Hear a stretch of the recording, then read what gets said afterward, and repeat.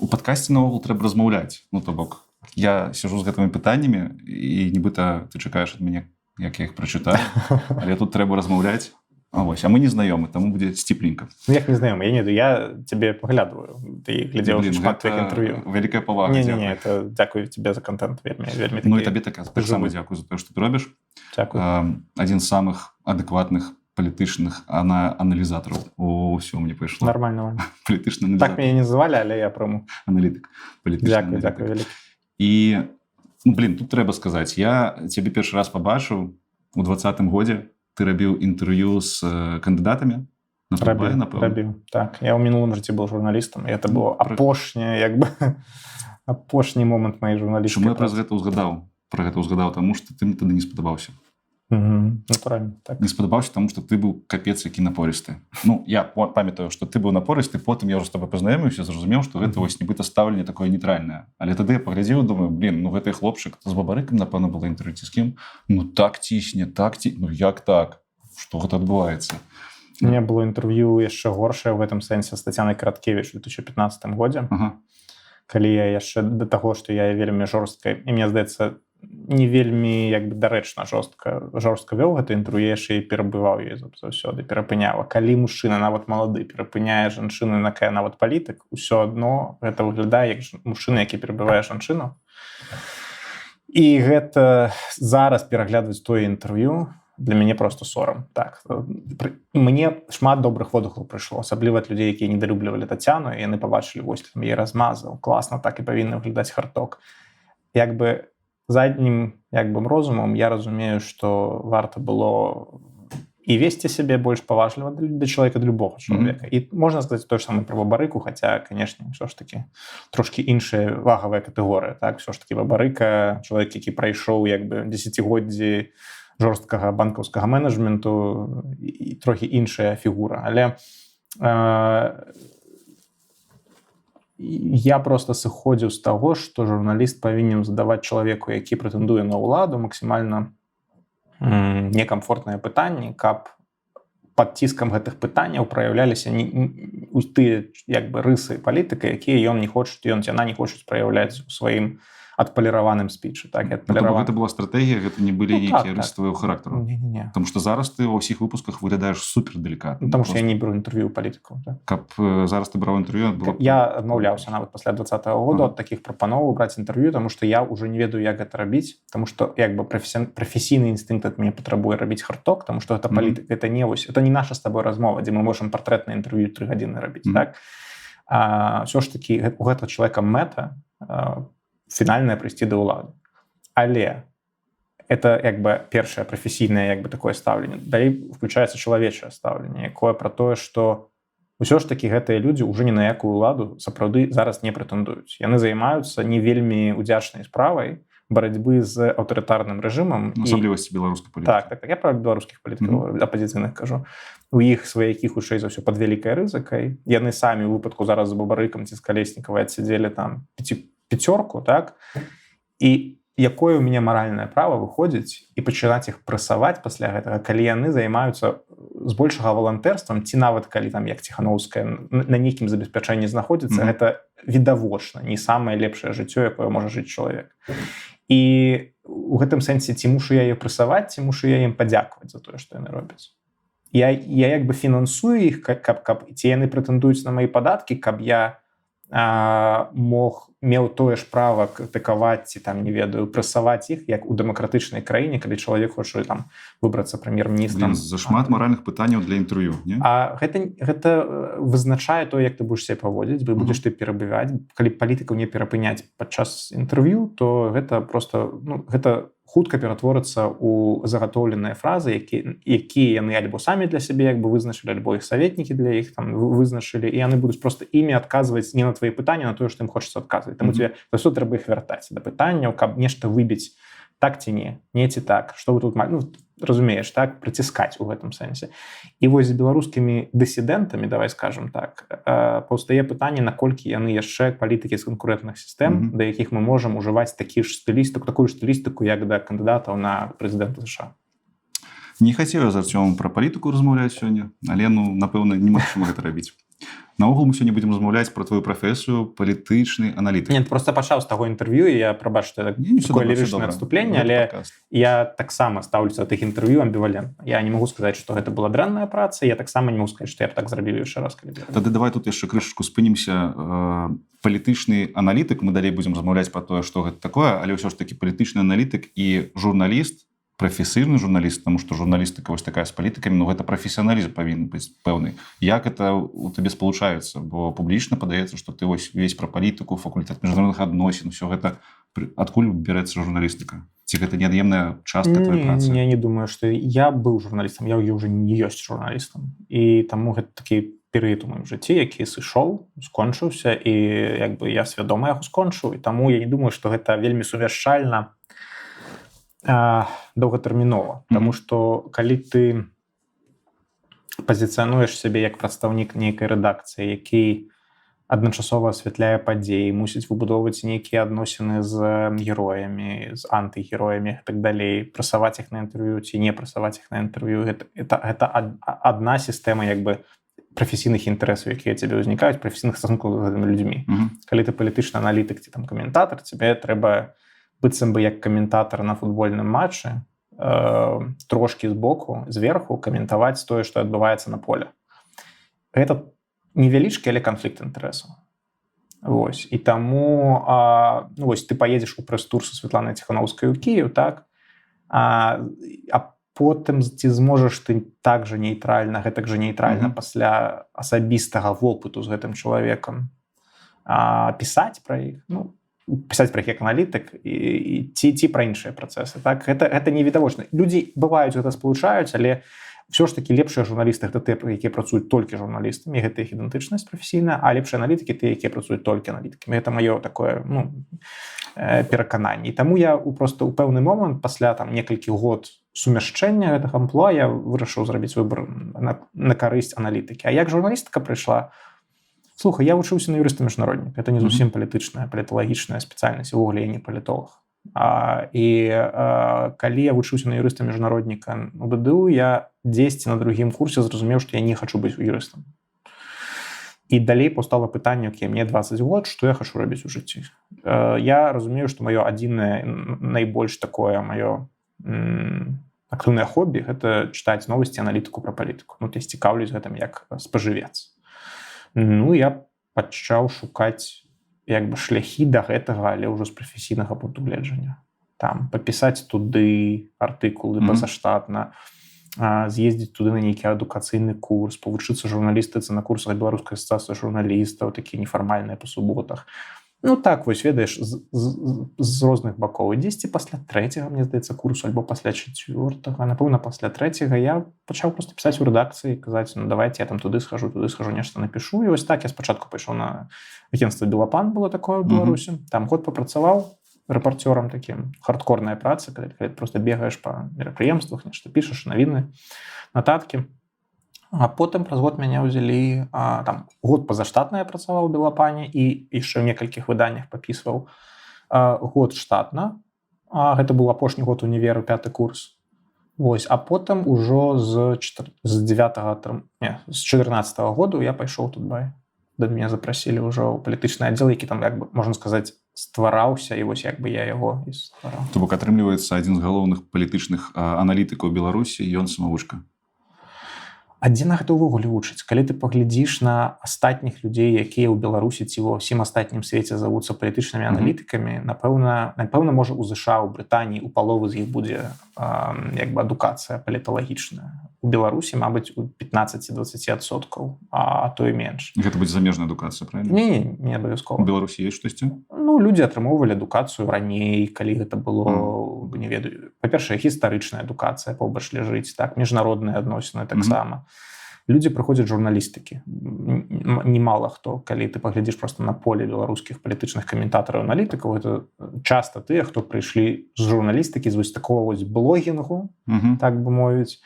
Некаторыя прыйшлі з акадэміі, некаторыя прыйшлі з дыпламатыі, некаторыя, бок яны зышлі з МЗС і проста перакваліфікаваліся.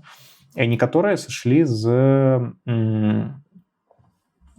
так бы мовіць, яны да іх звярталіся, яны там, напрыклад, гісторыкі ці сацыёлагі, да іх часта звярталіся па палітычных пытаннях, і іхняя ідэнтычнасць ужо дрейфуе ў бок палітычнага каментавання, і іх пачынаюць называць палітолагамі. Хаця па адукацыі ці па першаму там іх публічнаму жыццю яны сацыёлагі ці гісторыкі. Такое таксама бывае. Вось так з'яўляюцца беларускія палітолагі. Гэта вельмі такой разнастайны і не... Я б не сказаў, што ёсць нейкі уваходны фільтр, які кажа, што так, ты толькі з такімі як бы адукацыямі зможаш сюды трапіць. Ці ўвогуле пэўны ўзровень адукацыі, каб падабаваўся. Не. У нас даволі нізкі бар'ер уходу ў гэтую прафесію, уваходу ў гэтую прафесію, як бы з-за таго, што у нас палітычнае поле, даволі заўсёды было атрафіраванае, так можна сказаць. А пасля 20-го года я нават не ўяўляю, што у Беларусі чалавека можа, маладзёна можа як бы змусіць абраць, ці, не ведаю, пераканаць абраць ось такі шлях да незалежнай палітычнай аналітыкі. Гэта адназначна вучоба за мяжой, тому што калі ты будзеш яшчэ 5 гадоў губляць у ідэалагізаванай беларускай гуманітарнай адукацыі, ты просто губляеш час. Вось. І таму гэта вельмі мэтанакіраваны малады чалавек мусіць быць. Таму просто як зараз прыйсці ў гэтую сферу просто з вуліцы, так бы мовіць, з Беларусі, вось як бы вырасці, цяжка сказаць. Цяжка уявіць. Блин, мне як айцішніку гэта, конечно, складана ўявіць, тому што у нас там ёсць все градацыі. А што, все айцішнікі атрымалі адукацыю? Не, самавучкі, так, але у нас ёсць курсы, напрыклад, курс тэсціроўшчыка, курс там дотнетчыка, курс менеджера. То бок ёсць курсы, ты іх праходзіш, гэта нібыта адукацыя, хай она не класічная універсітэцкая, і ты атрымліваеш пэўны там спектр знаний, ведаў, і ўсё, і ты становішся вось гэтым кваліфікаваным спецыялістам. Я думаю, адукацыя дапамагае і нашай сферы. А тут нібыта у вас салянка адукацыя. Так, у нас салянка, дакладна, але я думаю, адукацыя дапамагае для сістэмнасці ведаў, адукацыя дапамагае для ўваходу і для таго, каб у тебе быў пэўны тытул. Калі ты кандыдат доктар навук, то тебе першыя разы будуць так і цытаваць у медыа, допустим, да, і ты будуць давяраць як чалавеку, які атрымаў пэўныя ступені, і гэта прынамсі на ўваходзе тебе даст пэўны рэпутацыйны крэдыт. І гэта тое, што таксама мае значэнне. То бок просто з вуліцы, ведаеце, я блогер Вася, і я хачу стаць палітолагам, трэба будзе нарабіць гэтую чымсьці, напрацаваць гэтую як бы прафесійную сацыяльную базу. Вось. І таму праз блогінг, напэўна, можна ўвайсці ў гэта, там праз зноў-такі журналістыку, але праз адукацыю гэта адзін шлях, які таксама людзям дапамагае, калі чалавек прыходзіць там у публічную сферу, і яго прэзентуюць медыа як гэта прафесар гісторыі з такога-то універсітэта, ўсё, у гледачоў ужо ёсць пэўны давер. Не, слухай, як хтосьці скажа, што гэта праграміст, і ён будзе там штосьці пра праграмаванне распавядаць, гэта нічога не значыць. Праграміст, так, а доктар тэхнічных навук, там, ці доктар чагосьці, напэўна, нешта дасць. Я таксама лічу, што гэта з гадамі дэвальвуецца і ў рэчаіснасці, і ў публічнай як бы ўспрыняцці. Таму я не фетышызую адукацыю, у мяне няма навуковай ступені, таму я і не імкнуся яе атрымаў. Добра, каб крышачку падсумаваць, фармалізаваць, каб ты, напрыклад, сёння праводзіў суразмове з чалавекам, які прэтэндуе на ролю палітолага, што б ты яго пытаў, гэта вельмі, як гэта адбываецца, ці там няма такого пытання з космоса. У нас няма ніякіх суразмоўяў. Ты сабе як бы робіш альбо не робіш у гэтай прафесіі. Табе патрэбны, напрыклад, не ведаю, чалавек, які будзе табе дапамагаць. Першае і апошняе сумове, якое я праходзіў, адбылося вось у Дубае у 2014 годзе. Гэта журналістскую пасаду. У палітолагі мяне ніхто не прымаў. Таму я думаю, я не ведаю, каго прымалі ў палітолагі. Напэўна, калі ты ідзеш у пэўны даследчы цэнтр, think-tank, і як бы гэта, напэўна, 90% палітолагаў заходніх, як так працуюць у think-tankах. Это фабрыкі думкі, аналітычныя цэнтры, ці рэсерч-цэнтры. І калі людзі туды прыходзяць на стаўку, так, напэўна, некае сумоўе адбываецца. Што ў іх пытацца, я не ведаю, пытаўся прыклады іх прац, як у ўсёй іншай, як бы, у ўсіх іншых працах мне цікавей вопыт, мне цікавей як бы здольнасці, чым CV у сэнсе рэгалій. Рэгаліі амаль не цікавыя. У маёй сферы амаль ніяк не цікавыя. Вось. Я, напэўна, паразмаўляў, пазадаваў пытанні, якія мне цікавыя, паліталагічныя, як бы пра рэчаіснасць, каб чалавек паразважаў. Вось такое нешта. Я думаю, мы сёння цягам нашай размовы высветлім, якія навычкі трэба мець, каб стаць палітолагам. Там будзе, напэўна, больш зразумела, што можа быць у гэтай вакансіі напісана. Я проста не бачу вельмі давно такіх вакансій. Ні ў Беларусі, ні не ў Беларусі. Гэта вельмі рэдкія вакансіі. Нам патрабуецца палітолог. Это прям Ну, як не браць Беларусь, напрыклад, там Амерыку ўзяць. Я не пільна сачу, але так, бываюць як бы такія рэсёрч-вакансіі, там патрабуецца рэсёрчер, звычайны чалавек, які будзе ручкамі працаваць, збіраць нейкую інфармацыю, аналізаваць яе, але ўсё ж такі у тое, чым я займаюся, у тое, чым я больш вядомы аўдыторыі, напрыклад, як публічны каментатар палітычных падзей, у гэта сумоўяў не праходзіць. У гэта людзі просто як бы сваім вопытам і з бегам абставінаў прыходзяць і адбываецца як бы ты праходзіш альбо фільтр медыйнай цікавасці, альбо не праходзіш і застаешся ці не застаешся ў медыях. Вось і ўсё. Калі мы кажам пра гэтую частку маёй працы, калі мы кажам пра іншыя, пра які мы, напэўна, потым паразмаўляем, то тут ужо, як і ва ўсіх іншых сферах, калі ты намацваеш сабе некую кліенцкую базу, базу падпісчыкаў, ці як ты манетызуеш свае там веды, то гэта твае асабістыя, ну, так бы мовіць, высілкі, але зноў-такі не нехта даў тебе дазвол рабіць гэта. Разумееш? Это больш пра такой дзікі захад прафесія, чым нават праграмаванне, дзе таксама шмат дзікага захаду, але ўсё ж такі яна патэрны прыходу і сыходу, алгарытмы прыходу і сыходу ў вашу прафесію, яны больш-менш стандартныя. Мне здаецца. Мабыць, не ў 90%, але там ёсць... Літаральна там па пунктах можна проста взяць веды. І нават там сумоўі звычайна праходзяць па нейкім адным сцэнары, як я бачу па сваіх там сябрах айцішніках. Вось. У нас нічога такога няма. Мало таго, што салянка, так і у кожнага чалавека будзе свой вельмі асабісты, вельмі адрозны ад іншых шляху прафесіі. Але ж цікава, ты казаў, што гістарычная адукацыя можа быць там ФМО, нешта смежнае ў Беларусі можа быць, каб ты стаў палітолагам, пры гэтым ты кажаш, што там у ЗША гэта рэсёрчеры, а рэсёрчеры гэта людзі, якія працуюць са статыстыкай. У мяне ў галаве сядзіць матэматыка. Чаму? Ёсць у палітологіі статыстыка, рэжымная статыстыка, калі людзі вывучаюць, як себе паводзяць розныя тыпы дзяржаў, параўноўваючы краіны, але натуральна статыстычна тут узнікаюць праблемы, тому што вельмі маленькая выбарка і рабіць не толькі каузацыі, а нават карэляцыі з гэтага выводзіць вельмі цяжка, таму што калі ў цябе траціна, напрыклад, краін не падпарадковваюцца тваім правілам, якія ты высветліў на астатніх 2 трацінах, то гэта не вельмі, як ведаеш, моцны прагнастычны інструмент. Калі ты кожны трэці выпадак будзе не такі, што гэта не дапамагае аналізаваць асабліва там кожную новую краіну. Таму што гэта, як ведаеш, амаль што як дыназаўр, якога ты пабачыш альбо не пабачыш. І тое ж самае з статыстыка таксама дапамагае ў сацыялогіі, якая вельмі смежная, так? Гэта шмат статыстычных і іншых колькасных скілоў патрабуецца, каб даследаваць сацыялагічную рэчаіснасць, дадзеныя апытанняў і гэтак далей. Але ўсё ж такі паліталогія, наколькі я яе разумею, не маючы паліталагічнай адукацыі, я думаю, это ўсё ж такі не колькасная, збольшага, як бы недакладная навука. То бок матэматыка атрымліваецца гэта як адзін з інструментаў, статыстыка. Для людзей, якія займаюцца больш такімі колькаснымі даследаваннямі, але рэсёрчеры паліталогіі, увогуле рэсёрч паліталогіі, это даследаванні ў паліталогіі хутчэй якасныя. Ёсць колькасныя і якасныя даследаванні. Я разумею, што чым больш мы рухаемся ў бок тваёй звычайнай аўдыторыі, айцішнікаў, тым менш павагі ёсць да якасных метадаў даследавання, і я шмат у чым гэтую непавагу не тое, каб падзяляю, але вельмі разумею. Таму што вельмі часта ў гуманітарных дысцыплінах тое, што называецца якаснымі метадамі даследавання, сапраўды, калі ты просто там капнёш, гэта эсеістыка. Людзі просто пішуць тое, што ім падаецца, тое, што яны паназіралі. Вось, і называюць гэта потым даследаваннем.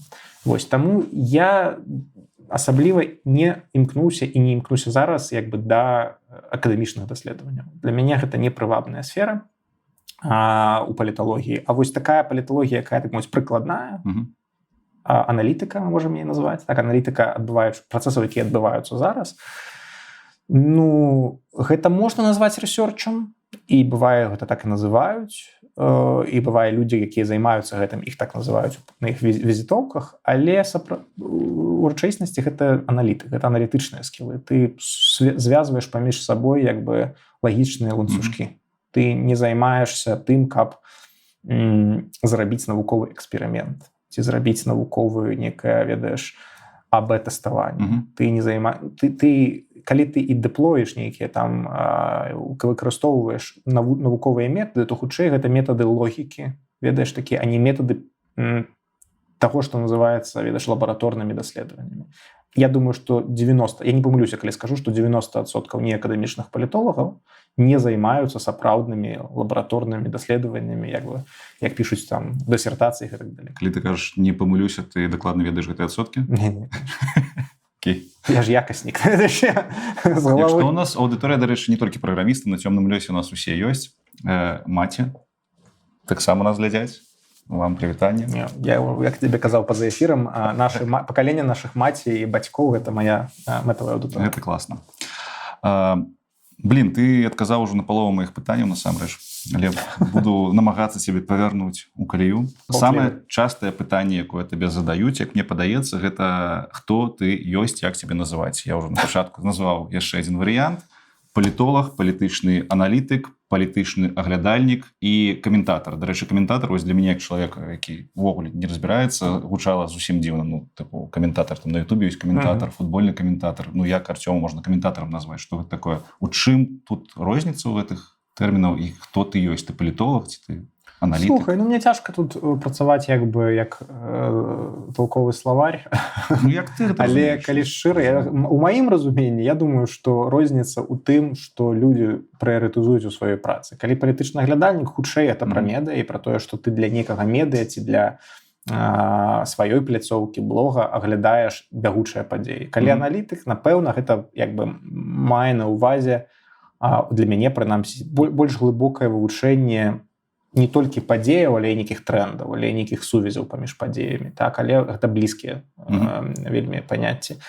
Палітолог, я не называю сябе палітолагам ніколі, і я калі магу выпраўляю такія назвы, таму што ўсё ж такі гэта, мне здаецца, трошкі дэвальвуе паліталагічную адукацыю. Людзей, якія атрымоўвалі ступені, абаранялі дысертацыі, якія мусяць называцца палітолагамі. Я не акадэмічна натрэніраваны палітолог, у мяне паліталогіі быў адзін курс на ФМО, паўгады, які я прагуляў амаль весь, таму што я ўжо працаваў.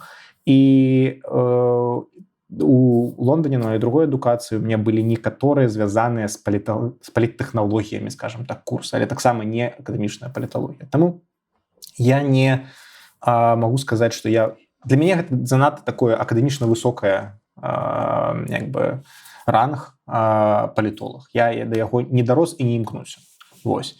Таму каментатар, напэўна, так, я палітычны каментатар у сваіх медыйных фарматах. Я каментую бягучыя падзеі, гэта не так далёка ад палітычнага аглядальніка, але проста тое, як аўдыторыя мяне ведае, гэта 10, максімум 10% майго workload, маёй працы сапраўднай, тое, што я раблю не пад камеру. Вось. І таму я сябе так не вызначаю менавіта з-за гэтага, што я большую частку свайго часу праводжу не перад камерай, а перад кампутарам. Перед монитором. Зараз кажется, что Артём программуе. Было б смешно. Пишу тексты и редагую тексты. Таму мне бліжэй вызначэнне аналітыка, палітычнага аналітыка, таму што гэта тое, што я прадаю. Я прадаю палітычны аналіз у форме сваіх бюлетэняў, папер, даследаванняў, бывае даследаванне. Ці калі я выступаю пасярэднікам паміж людзьмі, якія гэта робяць, і я такі фильтр якасці для моих кліентаў. Я беру чыюсьці працу, калі я не спецыяліст, і замаўляю у людзей, але мои подписчики, кліенты давяраюць, што калі я прачытаю, прарэдагую, то яны гэтаму могуць давяраць. Окей, то бок 10% працы цябе займае медыйная праца? 10-10, да, па часе. Ну, прыкладна. А навошта тады атрымліваецца гэтая праца? Ой, некалькі. Каб кліентаў прывабліваць? Так, напэўна, было на пачатку, так, это дапамагае. Просто ты казаў, што рэгаліі тут не патрэбныя, а з іншага боку атрымліваецца, што медыйна ты рэгаліі гэты атрымліваеш, і потым да цябе прыходзяць кліенты, штосьці такого кшталту. Напэўна, так было на пачатку. І так, таму гэта дапамагала. Па-другое, я ўсё ж такі, мой выхад з журналістыкі быў вельмі плаўным. Я пакідаў за сабой нейкія пазаштатныя калонкі, якія я вёў яшчэ ў Тутбае, ці відэаперадачы, якія я вёў потым для Люстэрка, спачатку для Тутбая. Вось. Таксама таму, што я адклікаюся на прапанову. Напрыклад, гадзіннічак цікае мой праект, наш праект, я адклікнуўся на прапанову Жэні Сукак, якая сказала, давай паспрабуем нешта такое сталае зрабіць, чаму не? Так бы гэта і заробак, гэта і прыемны, ты праводзіш час. Ты, па сутнасці, дыскутуеш з разумнымі людзьмі, ці у выпадку люстэрка праекта на люстэрку адказваеш на разумнае пытанне, то бок тое, што тебе і так прыемна рабіць, але яшчэ прывілегія ў тым, што ты гэта робіш на вялікую аўдыторыю. Аўдыторыя глядзіць, і я сустракаю шмат падзякаў, і гэта таксама матывуе. Шмат людзей, калі падыходзяць ці пазнаюць асаблівасць Беларусі, калі там яны прыязджаюць у Варшаву і кажуць, і як бы дзячаць мне за то, што я раблю, ну гэта дае як бы адказ на твоё пытанне. Калі у мяне ёсць там, нават зараз там паменшылася аўдыторыя вельмі відавочна у параўнанні з 2020-2021 годам, але нават дзесяткі тысяч сталай аўдыторыі, нават калі гэта дзесяткі тысяч, але гэтыя людзі хочуць, як я працягваў нешта рэгулярна казаць у Ютубе, ну чаму як бы тады пытанне становіцца, чаму я мушу не рабіць гэтага, так? Але гэта як бы win-win для ўсіх. Вось, таму для мяне гэта пытанне так стаіць. Гэта ўжо не маркетынгавы тул, гэта ўжо, я не думаю... Матывацыя? Асабістая атрымліваецца? Асабістая таксама гэта і праца. То бок я ж не тое, каб... Ну, я з табой размаўляю бесплатна, так? Але калі гэта нешта... Дзякуй. І шмат інтэрв'ю магу даць, так, таму што не магу адмовіць добрым людзям, так? Але ці мне цікава. Вось. Але я б все ж таки, ну калі мы будзем шчырымі з сабой, я б не рабіў кожны тыдзень па відэазапісу дзесьці ў студыі, я б не вытрачаў паўдні на гэта з свайго жыцця, калі б гэта не было таксама маёй працай, падпрацоўкай. Это падпрацоўка. Я бачу, змяняе дзень, вакол мяне гукі на коль. Ну што, усім прывітання, 47-й выпуск падкасту «Цёмны лёс». Я люблю нечаканых госцікаў запрашаць. Сёння, як вы зразумелі, у нас Артём Шрайбан. Прывітанне. Сюрпрайз. Прывітанне. Так, будзем мы размаўляць сёння пра паліталогію крышачку і пра палітычных аналізатараў, як я сказаў, аналітыкаў. Пра тое, што гэта ўсё такое. Мне вельмі цікава, я люблю ў прафесіях разбірацца. Гэта адно з накірункаў гэтага канала, паказваць, як можна ў прафесіі... У цябе былі больш рэдкія прафесіі, чым? Напэўна, былі, але... Пакуль што не было. У мне зараз ёсць там у стэку пчалярню робяць, нават не пчалярню, а аборніцтвам. Аборніцтвам займаюцца людзі. Разумееш, так? Дзесьці побач. Дзесьці побач, так. Ну, журналісты, праграмісты, навукоўцы. Мне ўсё гэта падабаецца. Але, ну, з табой складана размаўляць пра нейкія тэмы, таму што ты ідзеш, рыхтуешся да Артёма Шрайбана, і ты думаеш, Артём Шрайбан ўжо пра ўсё, што можна, распавёў. Это праблема. Это праблема для мяне нават большая, чым для цябе. Потому что, калі ты паўтараешься, гэта бесіць не толькі аўдыторыю, гэта бесіць і того, хто паўтараецца. Як з гэтым жыць? Не ведаю. Намацаць сабе 10 метадаў сказаць тое ж самае рознымі словамі. Ну, я спадзяюся, сёння мы будзем размаўляць не пра тыповыя тэмы, на якія ты размаўляеш у Ютубе. Ладно. Пачнем тады, ведаеш чаго? Мне вельмі цікава. Ты сам з Гомля. І мне цікава, як так атрымалася, што хлопец з Гомля зацікавіўся паліталогіяй. Я так зараз уже зразумеў з нашага разгавору, з нашай размовы, што гэта было пасля, спачатку быў журналістам, але ўсё ж такі распавядзі, калі ласка, як ты рос, як ты вучыўся, дзе ты вучыўся, каб мы лепей проста разумелі бэкграунд, які цябе прывёў да паліталогіі. Бо будзем шчырымі, ну, паліталогія для сярэднестатыстычнага жыхара Беларусі гэта ну, зусім не сексі-тэма, не тэма, якой ён будзе займацца і цікавіцца. Я б нават сказаў, небяспечная для шмат каго, так? Конечно, на сённяшні момант. Я не думаю, што я прыйшоў менавіта да паліталогіі як такой, як мы ўжо казалі, я не да навукі я не прыйшоў, мабыць, дзякуй Богу. Але я прыйшоў да цікавасці ў палітыкай, натуральна, дзесьці ў падлеткавыя гады. Вучыўся я там у гомельскай школе, якая потым стала гімназіяй, пачыналася як школа з ухілам у англійскую мову, потым яна стала лінгвістычнай гімназіяй. Ты быў алімпіяднікам, я быў алімпіяднікам спачатку па матэматыцы, дарэчы, у 7-8 класе, а потым перайшоў, і вось тут пачынаецца больш свядомы выбар у гэтую бок. Гэта я перайшоў на алімпіяды па чалавек грамадства дзяржавы, так? Таму што зараз называецца грамадазнаўства. Так, прадмет перайменавалі, калі быў у 11 класе, мне здаецца. Так, тады это быў чох, чалавек грамадства дзяржава. Вось, я хадзіў на гэтай алімпіяды, і там, як бы, калі нашы гледачы памятаюць, гэта вельмі такі агульны прадмет, які ўключае сабе ўсё ад філасофіі эканомікі да паліталогіі, сацыялогіі, так? І там ты можаш як бы абраць, што тебе бліжэй. Мне, натуральна, я бачыў, што мне ўжо бліжэй палітыка.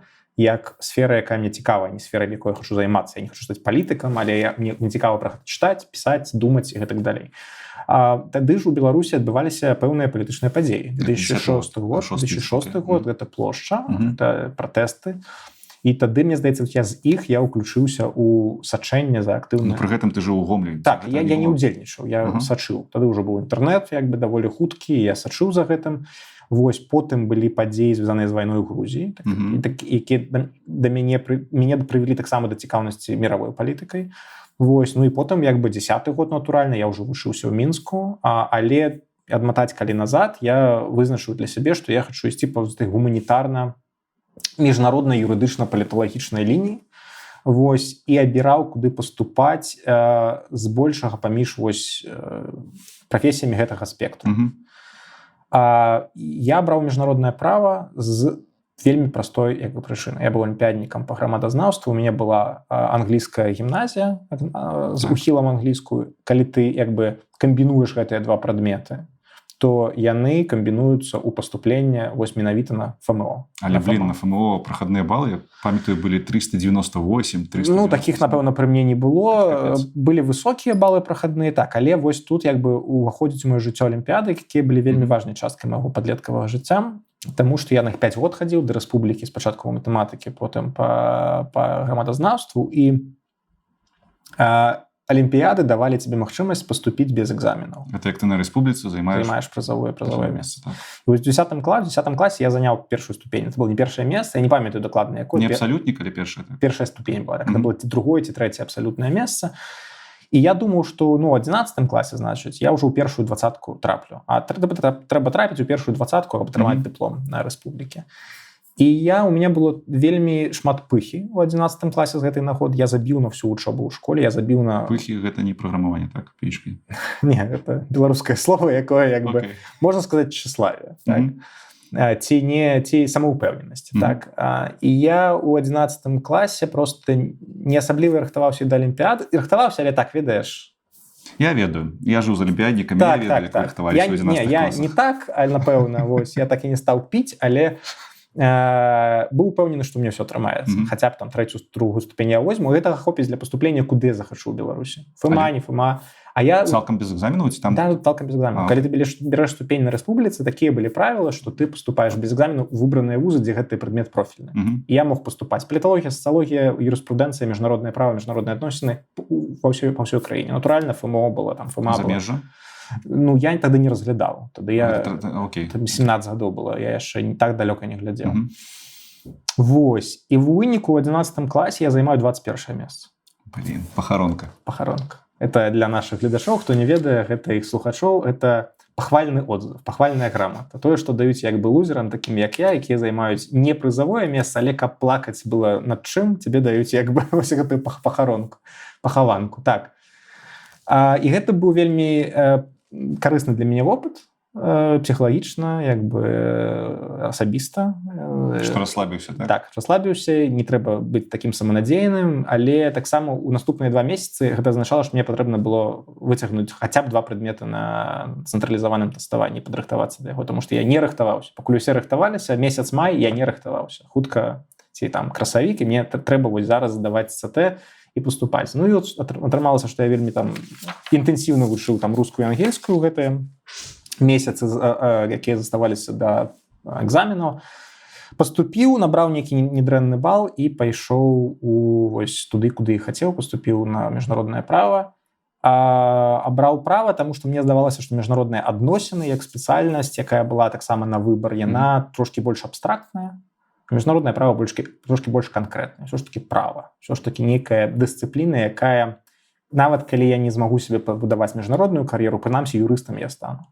Вось, я так думаў, і так я і пайшоў на міжнароднае права. А потым я тебе ўжо распавядаў, што зразумеў, што меня больш цягне ў бок пісаніны. Але універсітэт не кінуў? Не, навошта. То бок 3 гады ты просто давушаўся? Так, але там было даволі ліберальна. Я 5-й курс амаль і палову 4-го амаль не хадзіў на заняткі. Ну, бывалі выпадкі, калі я знаёміўся з выкладчыкамі бліжэй да залікаў да экзаменаў. Окей. Пра лонданскую магістратуру. Што гэта за магістратура і што там было?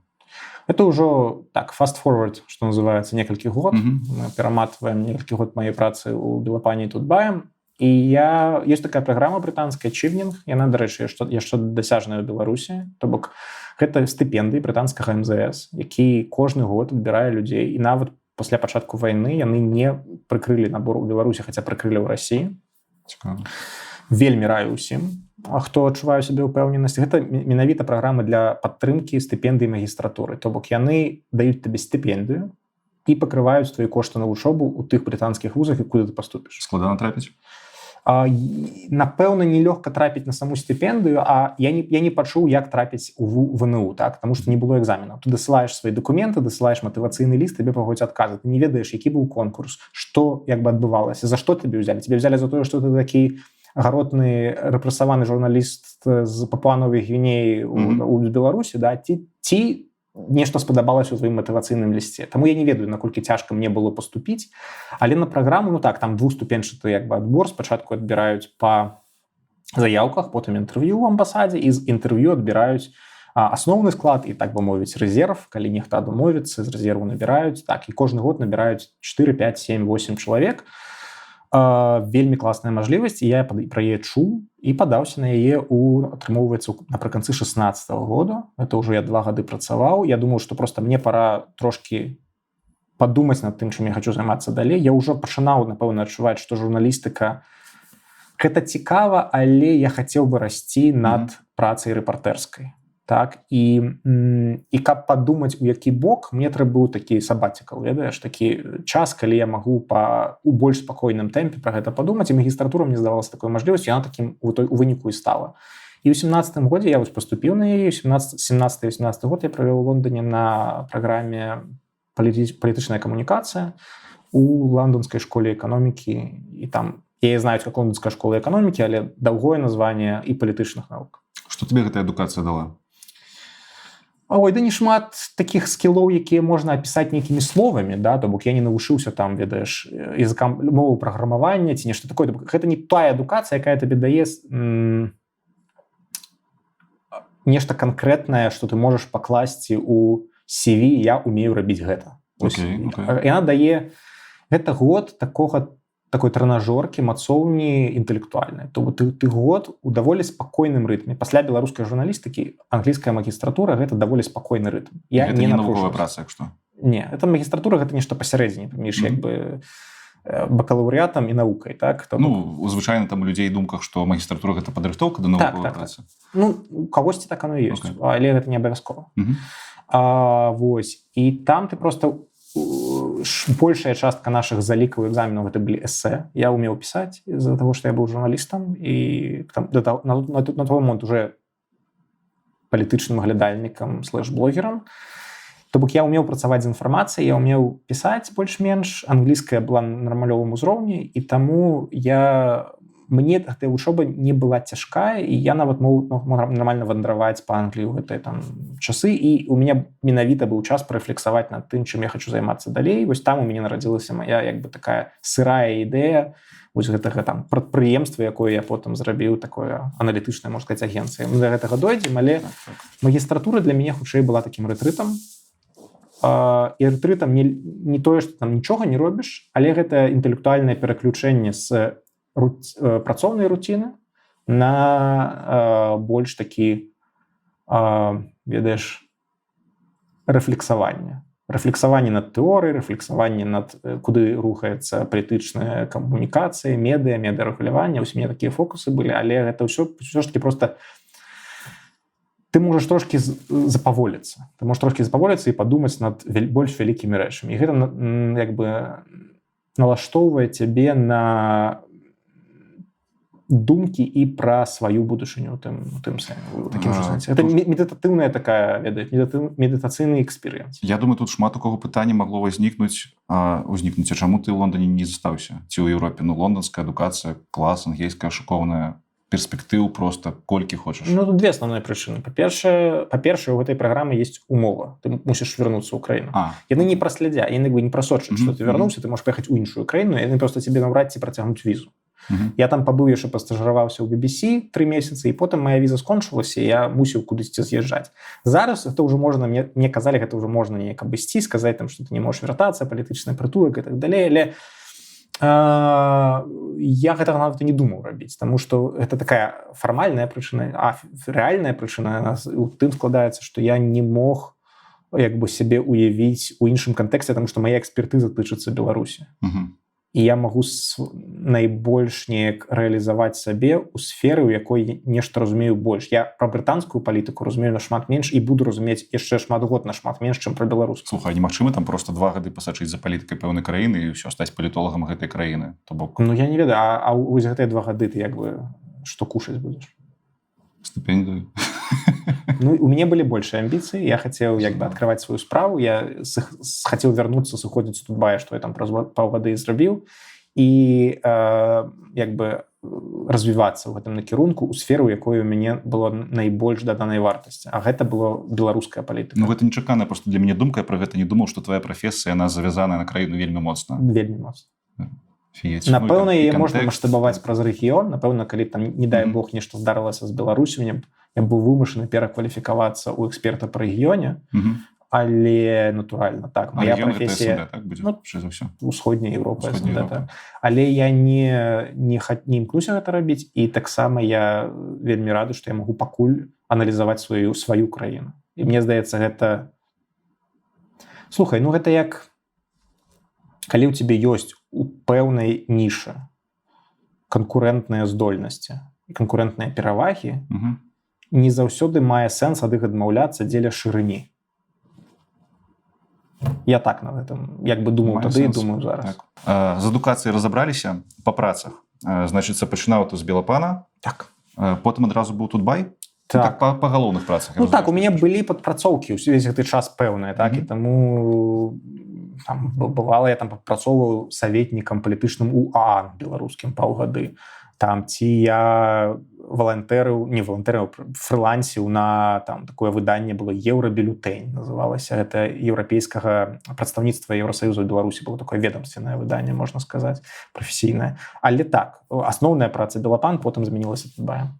Калі журналістыка скончылася, ты ўжо пачаў паўнавартасна займацца аналітыкай палітычнай. Я так разумею, цябе праца ўжо больш выглядае як такая фрылансерская, ты надаеш? Так, прадпрымальніцкая. Я індывідуальны прадпрымальнік. Гэта самае шырае апісанне таго. Гэта ў межах Sense Analytics, так? Так, гэта брэнд, які існуе, афіцыйна зарэгістраваны, дарэчы. Гэта моя, можна сказаць, мікракампанія.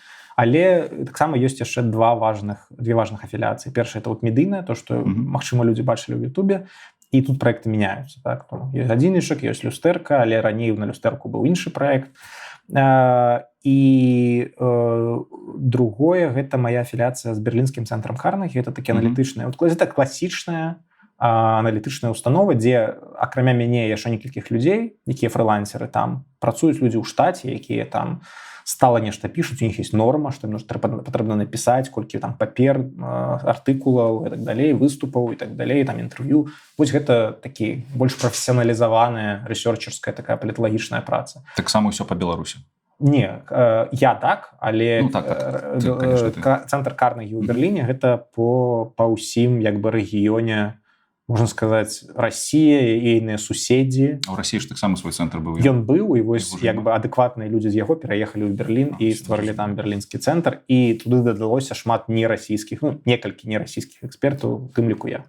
Sense Analytics, просто каб разумець, гэта кампанія аднаго цябе, ці гэта прям нейкае буйное там? Не, гэта кампанія аднаго мяне, і у мяне ёсць натуральна людзі, якія працуюць там са мной стала ці менш стала, тэхнічныя і менш тэхнічныя функцыі, але як бы гэта індывідуальнае прадпрымальніцтва, калі мы кажам в юрыдычным сэнсе.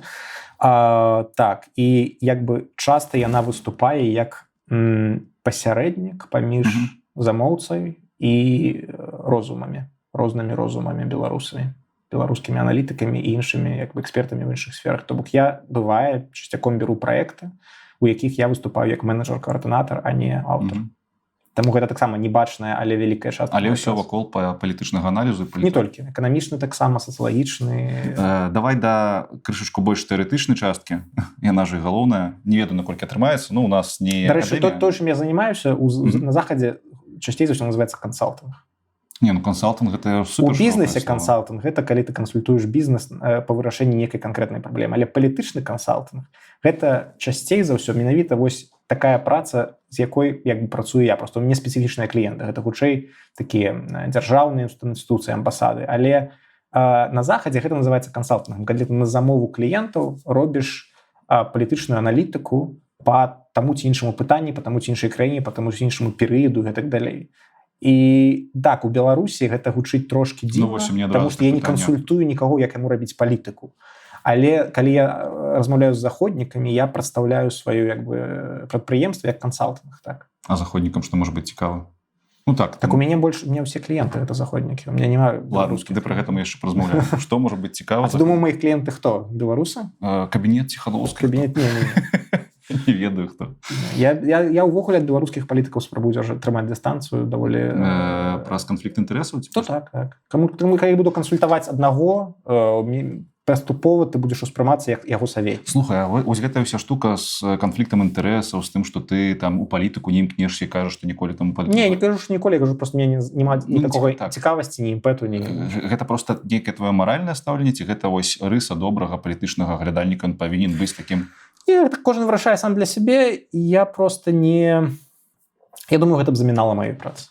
Так, калі б я быў занадта блізка да якіх-небудзь цэнтраў палітычных дзейнасцей, актараў, партый, палітыкаў, то тое, што я кажу, успрымалася праз прызму таго, а ці не кажу я гэта ў інтарэсах таго палітыка. Ці не кажу я нешта, каб яму ці ёй было лепш, і не камуфлюю я нейкія недахопы гэтага палітыка ў сваёй аналітыкі, таму што ў меня ёсць з ім ці з ёй нейкія больш там шчыльныя. Добра, а нельга з усімі адразу сябраваць? Ну, цяжка. Ну, па-першае, зразумела, што з беларускімі там уладамі нельга гэта рабіць, ну, але ты будзеш тады мець доступ да крыніц інфармацыі, таму што ты там з усімі... Па-першае, і так можна, яны як бы не вельмі секрэтныя, гэтыя людзі, з імі можна паразмаўляць, дастаткова для гэтага быць проста з імі на сувязі. Ну, але давер іншы? Ну, даверу няма. Давай тут яшчэ будзем шчырымі пра тое, наколькі важны тыя інсайды з беларускай апазіцыі, якімі яны са мной не падзеляцца з-за адсутнасці даверу. Гэта нейкая ўнутрэнка, якая мала цікавая маім, прынамсі, кліентам.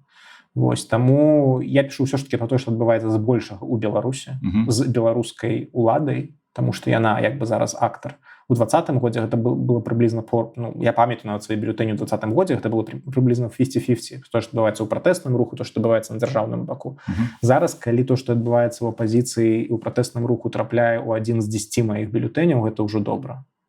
Вось, таму гэта не самае важнае для мяне зараз, як бы сфера, у якой я мушу мець свае, ведаеш,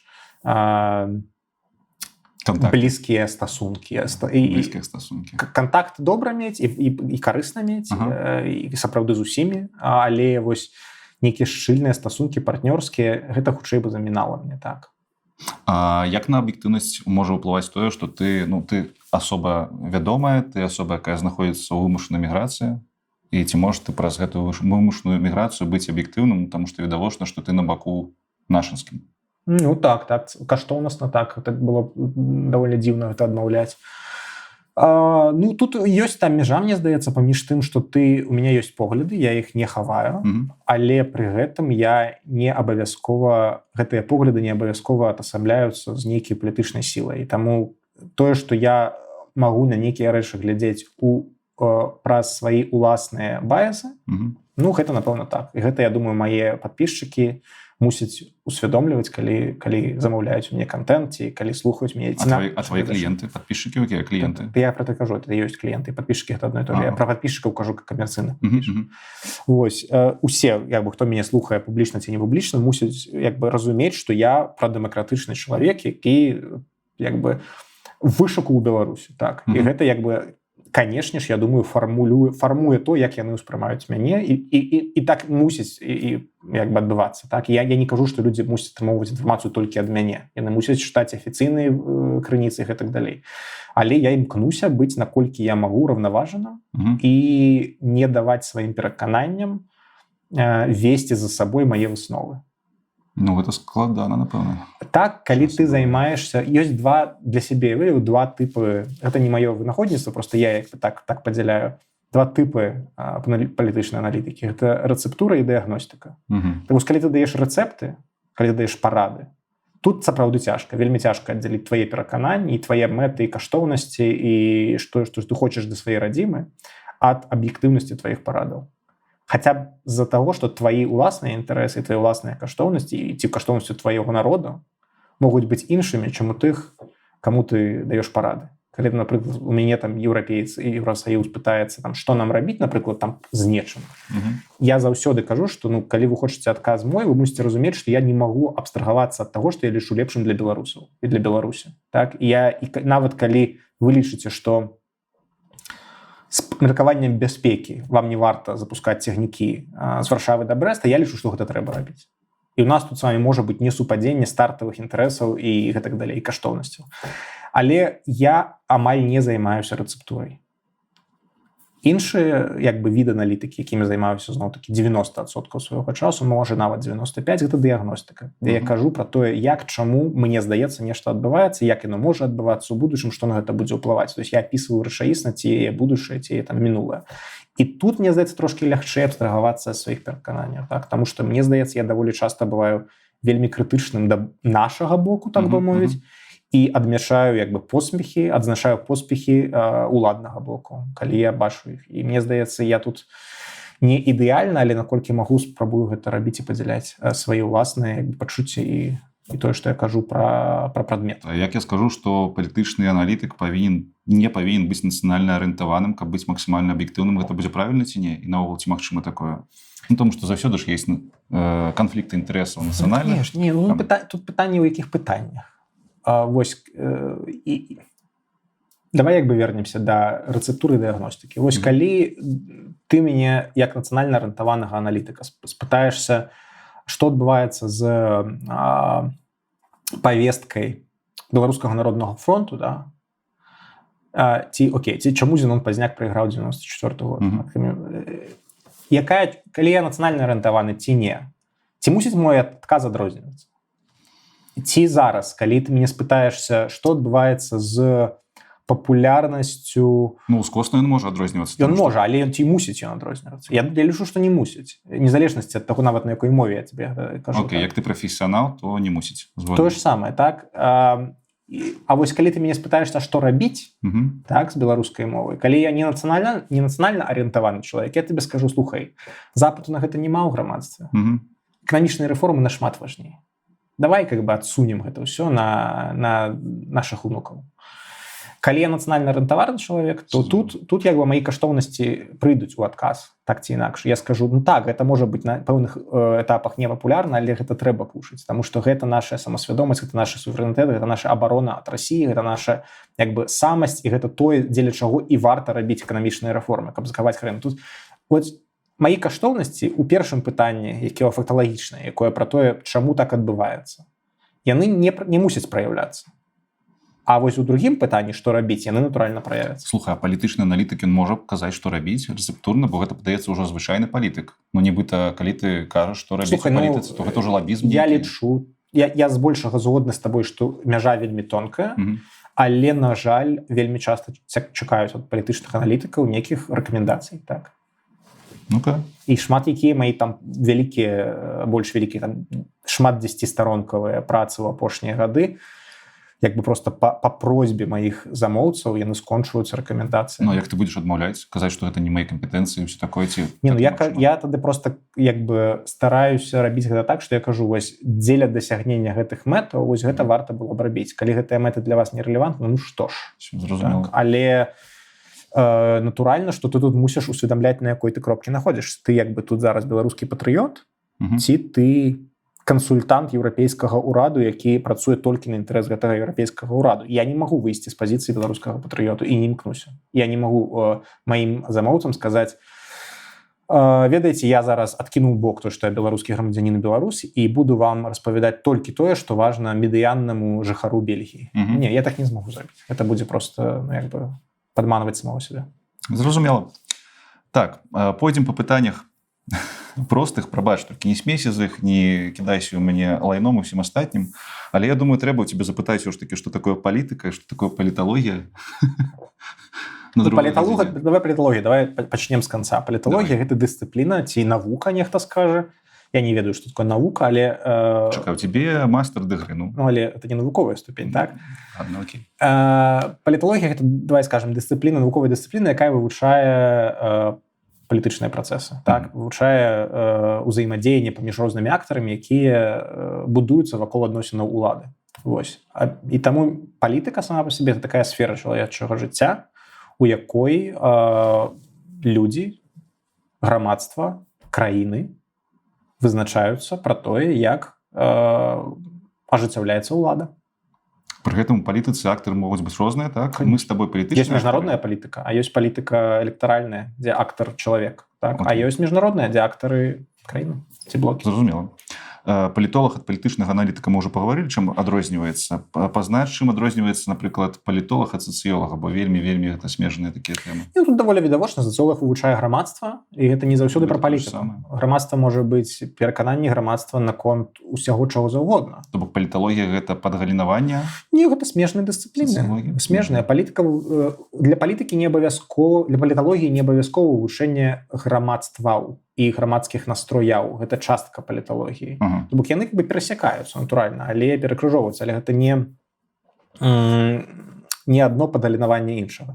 Сацыялогія вывучае ўсе грамадскія адносіны і грамадства як такое, у незалежнасці ад таго, ці тычыцца гэта палітыкі, ці гэта тычыцца сям'і, ці гэта тычыцца эканомікі, ці гэта тычыцца каштоўнасцяў, ідэнтычнасці і так далей. Гэта ўсё сацыялогія. Дэмаграфія — гэта таксама ўсё сацыялогія. А паліталогія, яна можа вывучаць не толькі грамадскія настроі, а і адносіны паміж элітамі, паміж краінамі, паліттэхналогіі. Гэта ўсё ўваходзіць у паліталогію. Таму гэта, як ведаеш, вельмі блізкія і шмат агульнага, шмат перасячэнняў у менавіта практычнай дзейнасці, так? Ні адна палітычная кампанія не будуецца без сацыялогіі, і наадварот, шмат дзе сацыёлагі могуць знайсці сябе прымяненне ў кансультаванні палітычных актараў. Бо гэта ўзаемныя такія, ведаеш, сообщающиеся сосуды. І то бок атрымліваецца, што інструментальная база у вас таксама даволі падобная. Акрамя таго, што сацыялогія ўсё ж такі нашмат больш абапіраецца на колькасныя метады. Зразумела. Журналісты і палітычныя аналітыкі. Таксама хтосьці скажа, што гэта вельмі падобнае. Ну і зноў ж такі твой прыклад, як ты журналіста пераходзіш у гэту галіну. У чым галоўнае адрозненне?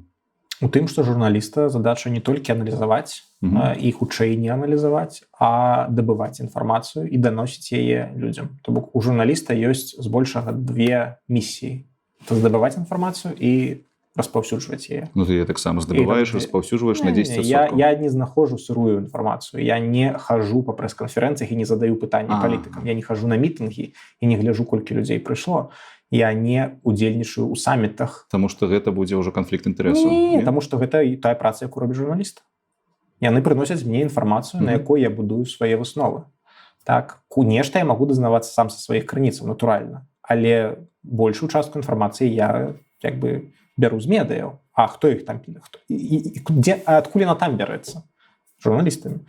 Таму гэта проста розныя стадыі з'яўлення палітычных ведаў.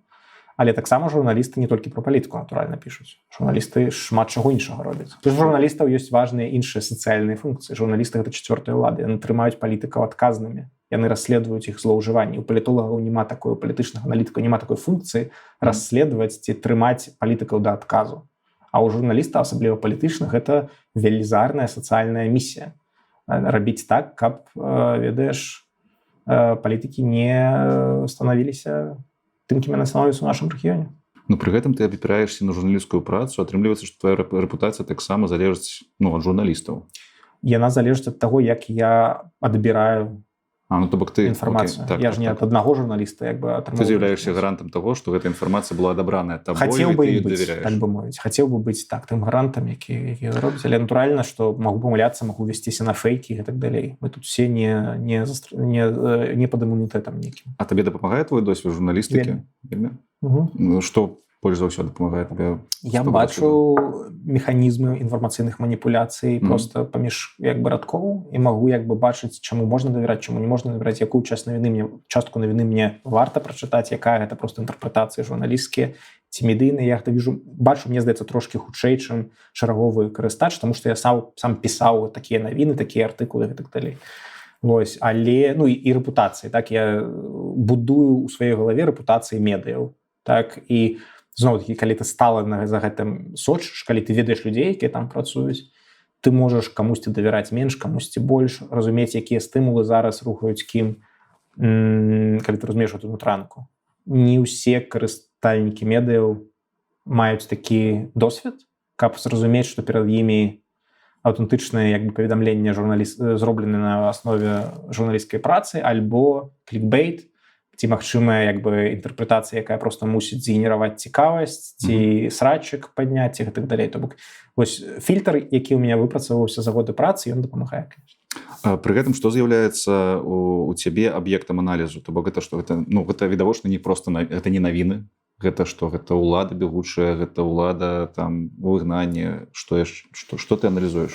Ну так, дзеянні, першая ёсць знешняя і ўнутраная палітыка, так? Калі мы кажам пра ўнутраную палітыку ў Беларусі, там няма канкурэнтнай палітыкі зараз, але ёсць рашэнне, якае прымае ўлада, рэпрэсіўныя рашэнні, кадравыя рашэнні, звязаныя з вышэйшымі там дзяржасобамі, і усялякія ідэалагічныя рашэнні, то бок прапагандысцкія ідэалагічныя як бы крокі, якія яны робяць. Гэта як бы для мяне тое, што зараз з'яўляецца беларускай унутранай палітыкай. Знешняя палітыка як жыла, так і жыве, так бы яна сваімі цыкламі жыве, існуе. Я не сказаў бы, што она ў Беларусі менш цікавая ці менш нейкая там напоўненая, чым знешняя палітыка Польшы, напрыклад. Так, таму тут Але знешняя палітыка таксама ж дыктуецца унутранымі. Усё гэта тут звязана паміж сабой, але ў Беларусі знешняя палітыка вельмі неканвенцыйная. Яна заўсёды людзей цікавіць, бывае нашмат больш замежнікаў цікавіць менавіта знешняе вымярэнне беларускай палітыкі. І таму вось гэта ёсць як бы поле майго аналізу. Ну і натуральна дзеянне беларускіх дэмакратычных сілаў у тым як бы той прапорцыі, якой яны ўплываюць на гэтыя два працэсы. Беларускія дэмсілы гэта частка знешняй палітыкі ці ўнутранай, ці гэта залежыць. Гэта вялікая дылема для мяне ў бюлетэнях, таму што мои бюлетэні, якія я прадаю кліентам, яны як бы структуруюцца як знешняя, а потым унутраная, ці наадварот, внешняя. І бывае, я не ведаю, куды засунуць як бы сегмент пра дэмсілы. Калі яны камунікуюць за знешнім светам, нешта лабіююць, гэта знешняе для мяне. Калі яны робяць нешта унутры сябе, выбары ў крэдэнцыйную раду, напрыклад, ці яны звяртаюцца да беларусаў у Беларусі і спрабуюць нейкія сувязі праводзіць са сваім там былым электаратам, то гэта ўнутраны. Для мяне. Я думаю, што ва ўсіх можа быць праз. Ты казаў ужо не аднойчы бюлетэне? Да, это мой асноўны прадукт. Што гэта такое? Я так назваў свой прадукт. Гэта рассылка, якую я раблю ў залежнасці ад запыта кліента штомесячна ці 2 разы на месяц. Гэта такія як бы PDF-кі, якія я рассылаю сваім падпісчыкам. Чаму гэта называецца бюлетэнь? Я просто калі рыхтаваўся, тут таксама былі. Я не ведаю, як гэта назваць яшчэ. Рассылка, ну. У рассылкі есть нейкі такі вайб спама, ведаеш? Окей. На ангельскай мове шмат маіх кліентаў называю гэта newsletter, так, рассылка. Але я ўсё ж такі для нейкай саліднасці, калі я пачынаў гэта ў 19 годзе, вызначыў сабе такую назву, што гэта будзе называцца бюлетэнем. І так яно і павялося. Гэта няма нейкай звышдумкі, але...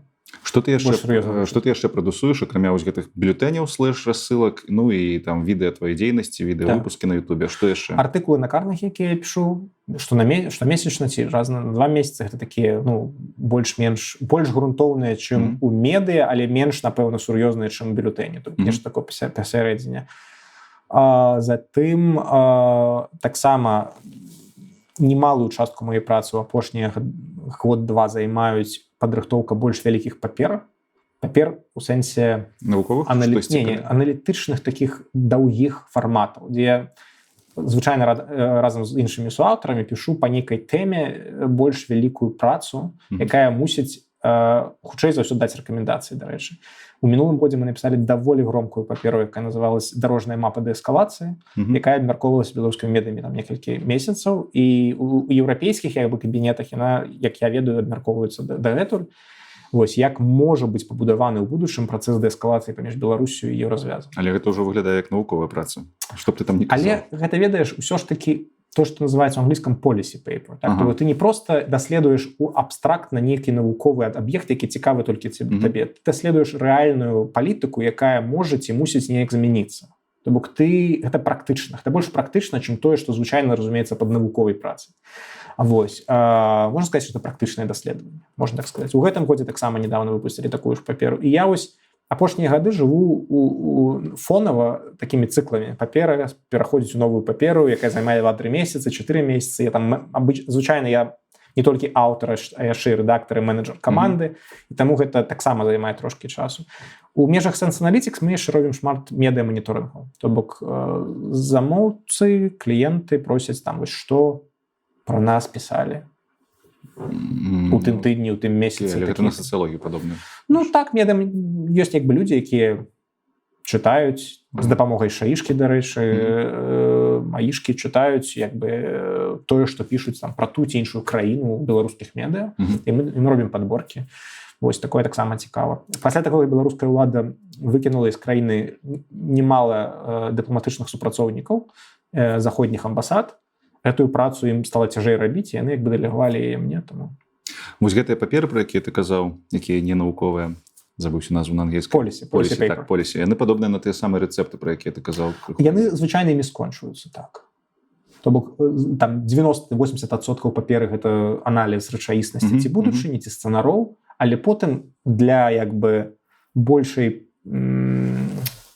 палезнасці, так, для большай карыснасці звычайна замоўцы просяць, ці фонды, якія гэта спансуюць, просяць даць некаторыя рэкамендацыі. Мапа рызыкаў, я яшчэ сустрэў такі тэрмін, гэта прыблізна тое ж самае, ну, у сэнсе гэта апісанне, так, дыягназ. Ну, напэўна, можна і так апісаць. Так, апошняя моя папера, якую мы зрабілі з калегамі з яшчэ 2 аналітычных цэнтраў, мы разглядалі сцэнары канца вайны ва ўкраіне, і як гэта можа паўплываць на Беларусі і стасункі з Еўразвязам. І там у нас ёсць цэлы падзел, дзе мы робім мапу рызыкаў, так, мы робім... Ну, гэта нешта фармальнае? Не, гэта просто як бы нейкі тэрмін, які ты дзесьці ўбачыў.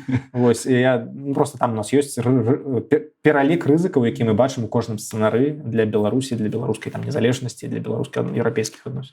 Часцяком, калі ў палітычных аглядальнікаў, не буду казаць якіх, але ёсць у нас такія, пытаюць, што будзе далей, яны кажуць, ну вось будзе гэта, і ўсё. Типа такі прагноз 100%. Таксама так рабіў, але шмат памылак, тому трэба больш узважана. Гэта гучыць, для мяне гэта дзіўна гучыць, тому што... Шарлатанства, звычайна. Шарлатанства. Калі людзі ведаюць, што будзе, гэта звычайна шарлатанства. То бок заўсёды спектр нейкі. Канешне, ну як інакш, а ў чым не так? Нават у прагнозах надвор'я так. Нібыта звычайныя сярэднестатыстычныя слухачы, яны больш давяраюць чалавеку, які ўпэўнена кажа, што я ведаю, што будзе. Усё так, і мы падыходзім да пытання, што трэба для таго, каб стаць палітолагам ці палітычным аналітыкам. Першая якасць, якая абавязкова патрэбна, гэта ўпэўненасць у том, што ты кажаш.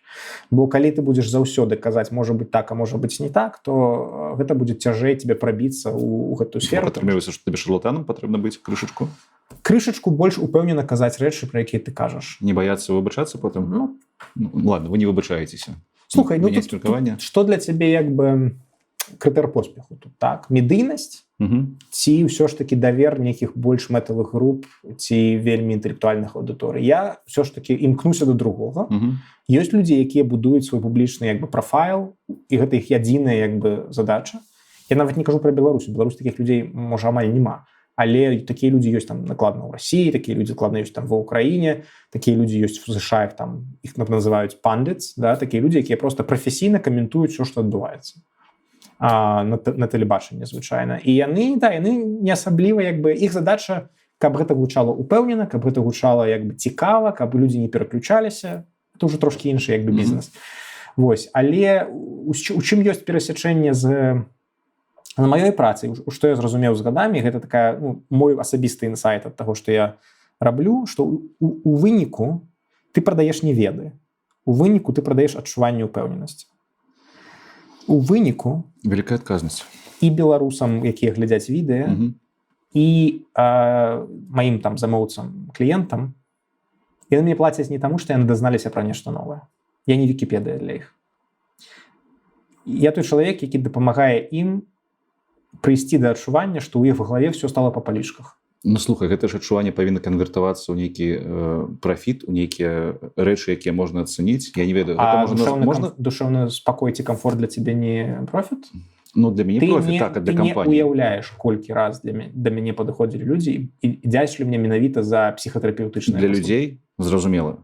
Для кампаній, якія з'яўляюцца тваімі замоўцамі, я крыху не разумею. Не кампаній. У меня збольшага гэта не прыватны бізнес. У меня былі прыватныя замоўцы, але зараз, напэўна, іх да мне здаецца няма, это ўсё ж такі амбасады, хутчэй за ўсё міжнародныя такія інстытуцыі, фонды і гэтак далей, то бок гэта не прыватны інстытуцыі, бізнес. фонды, яны ж не... Канешне, але я ім не даю прогнозаў біржавых. Я не кажу, што там, ведаеш, на 18% мы ведаем, што Лукашенко пахудзее там... Столькі-то адсоткаў, ён такі, значыцца, грошыкі, вось такія рызыкі пагналі. Я так не працую, таму што ўсё, што я магу зрабіць, это апісаць людзям сцежкі і сказаць, якія фактары могуць уплываць на які шлях. Такія фактары могуць нас прывесці да гэтай сцежкі. Гэта ўжо веды.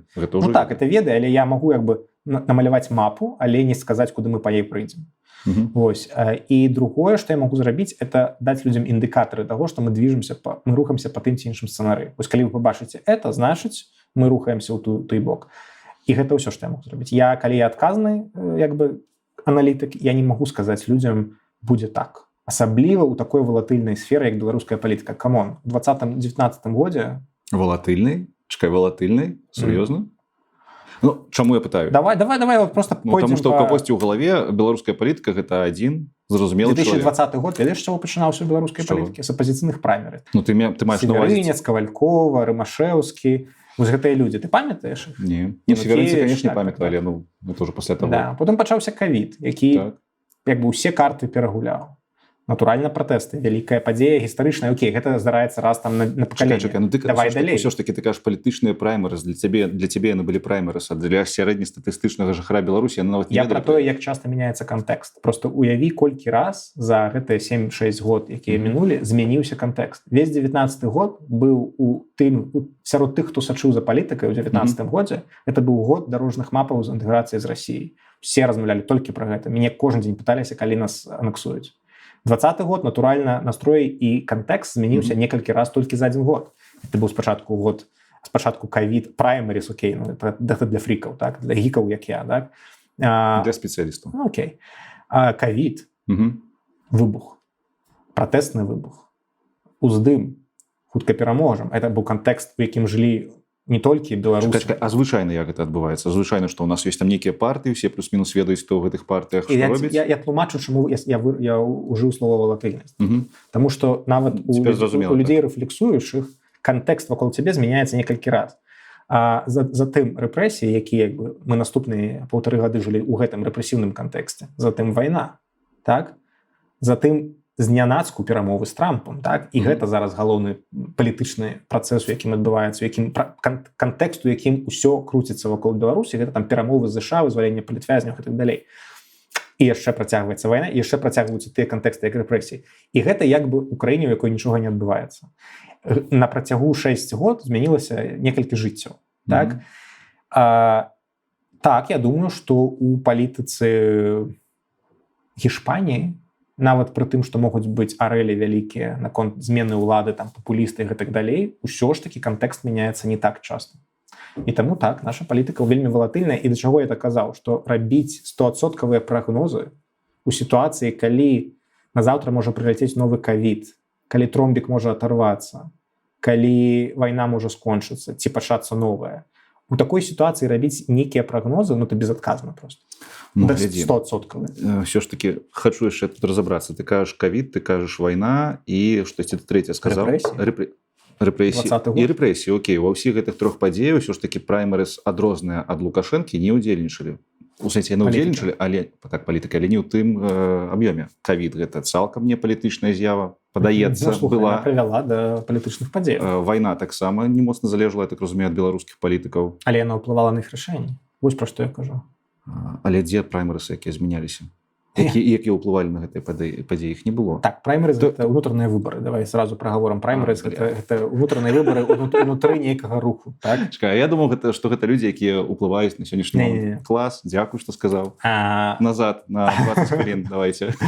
Вось. І пра што я хацеў сказаць, што з канца 2021 году немагчыма прадказаць, што чакае Беларусь у 22-23, таму што невядома было дакладна пра вайну. Так? З пачатку 25-го году ці з канца 24-го немагчыма было прадказаць, што цягам году ўсе ключавыя палітвязні апынуцца на волі.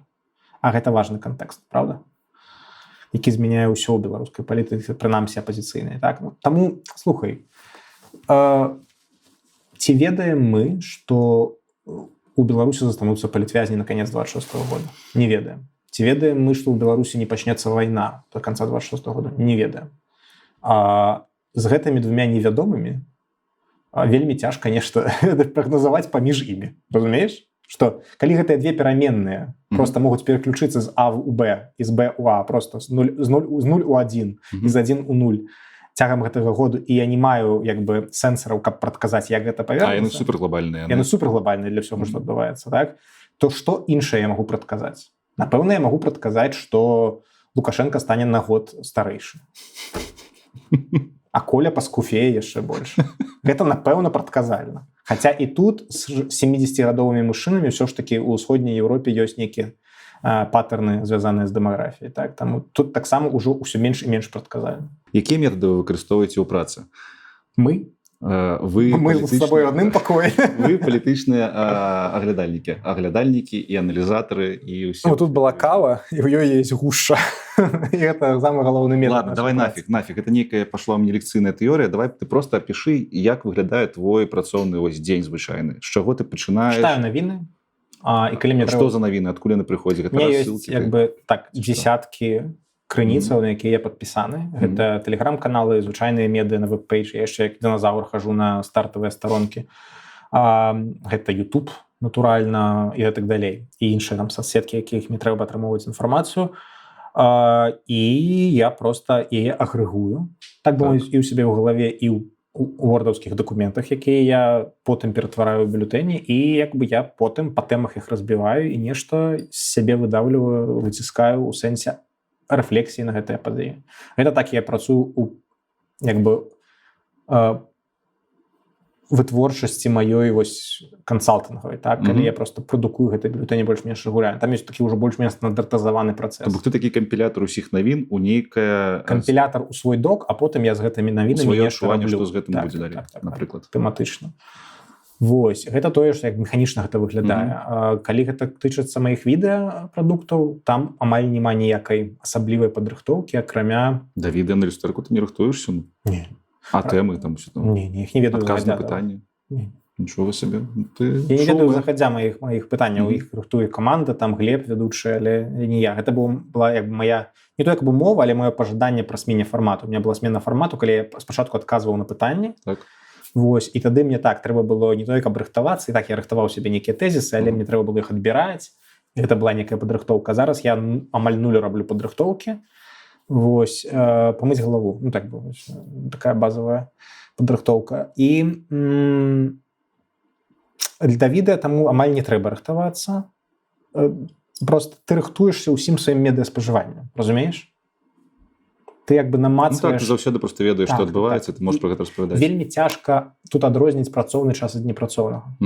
Калі я як бы хожу па, не ведаю, вуліцы і читаю навіны. Гэта праца ці не праца? Гэта праца. Для цябе гэта праца відавочна. Але гэта для мяне прыемная праца. Я б так гэта рабіў. Таму... Гэта самае страшнае, калі цябе няма гэтага 8-гадзінавага. Напэўна, маеш рацыю. Але так сталася, што я не маю гэтага падзялення. Так. Якія крыніцы выкарыстоўваеш? Можаш сказаць, ці гэта...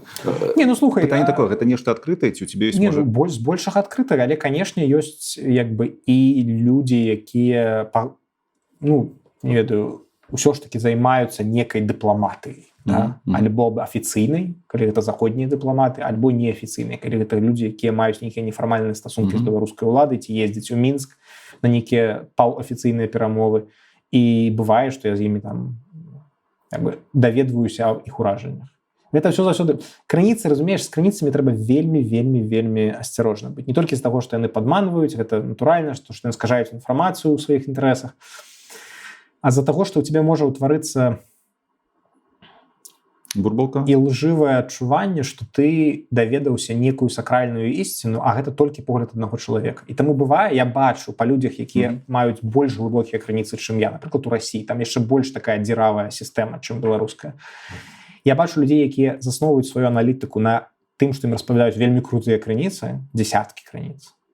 Але я бачу, як меркаванні і светапогляд гэтых крыніц просто формулюе то, што напісана. Ты... Ну, нібыта дзесяткі, гэта ўжо нармальна, гэта не адна крыніца. Так, але гэта ўсё адно не рэпрэзентатыўна. Ведаеш чаму? Чаму? Таму што людзі, якія за сістэмы, за наівогуле ніхто з сістэмы не размаўляе, там экстрэмісты, ўсё такое, Але у аўтарытарным кантэксце людзі з сістэмы, з рэжыму, якія размаўляюць з такім знешнім незалежным аналітыкам ці журналістам, это заўсёды вельмі асаблівы такі фармат людзей. Это больш адкрытыя людзі, гэта больш людзі, якім хочацца нечым падзяліцца. Это людзі, звычайна, якіх нешта не задавальняе. Гэта ўжо не тыя людзі, якія тыповыя для гэтай сістэмы. Не толькі не тыповыя для сістэмы, яны могуць як бы мець нейкі свой інтарэс у тым, каб задаваць тут іншую інфу, але што нашмат важней, у цябе ўзнікае ўражанне, што ты атрымаў доступ да ўнутрянкі, а насамрэч гэта вельмі скажоная частка гэтай ўнутрянкі.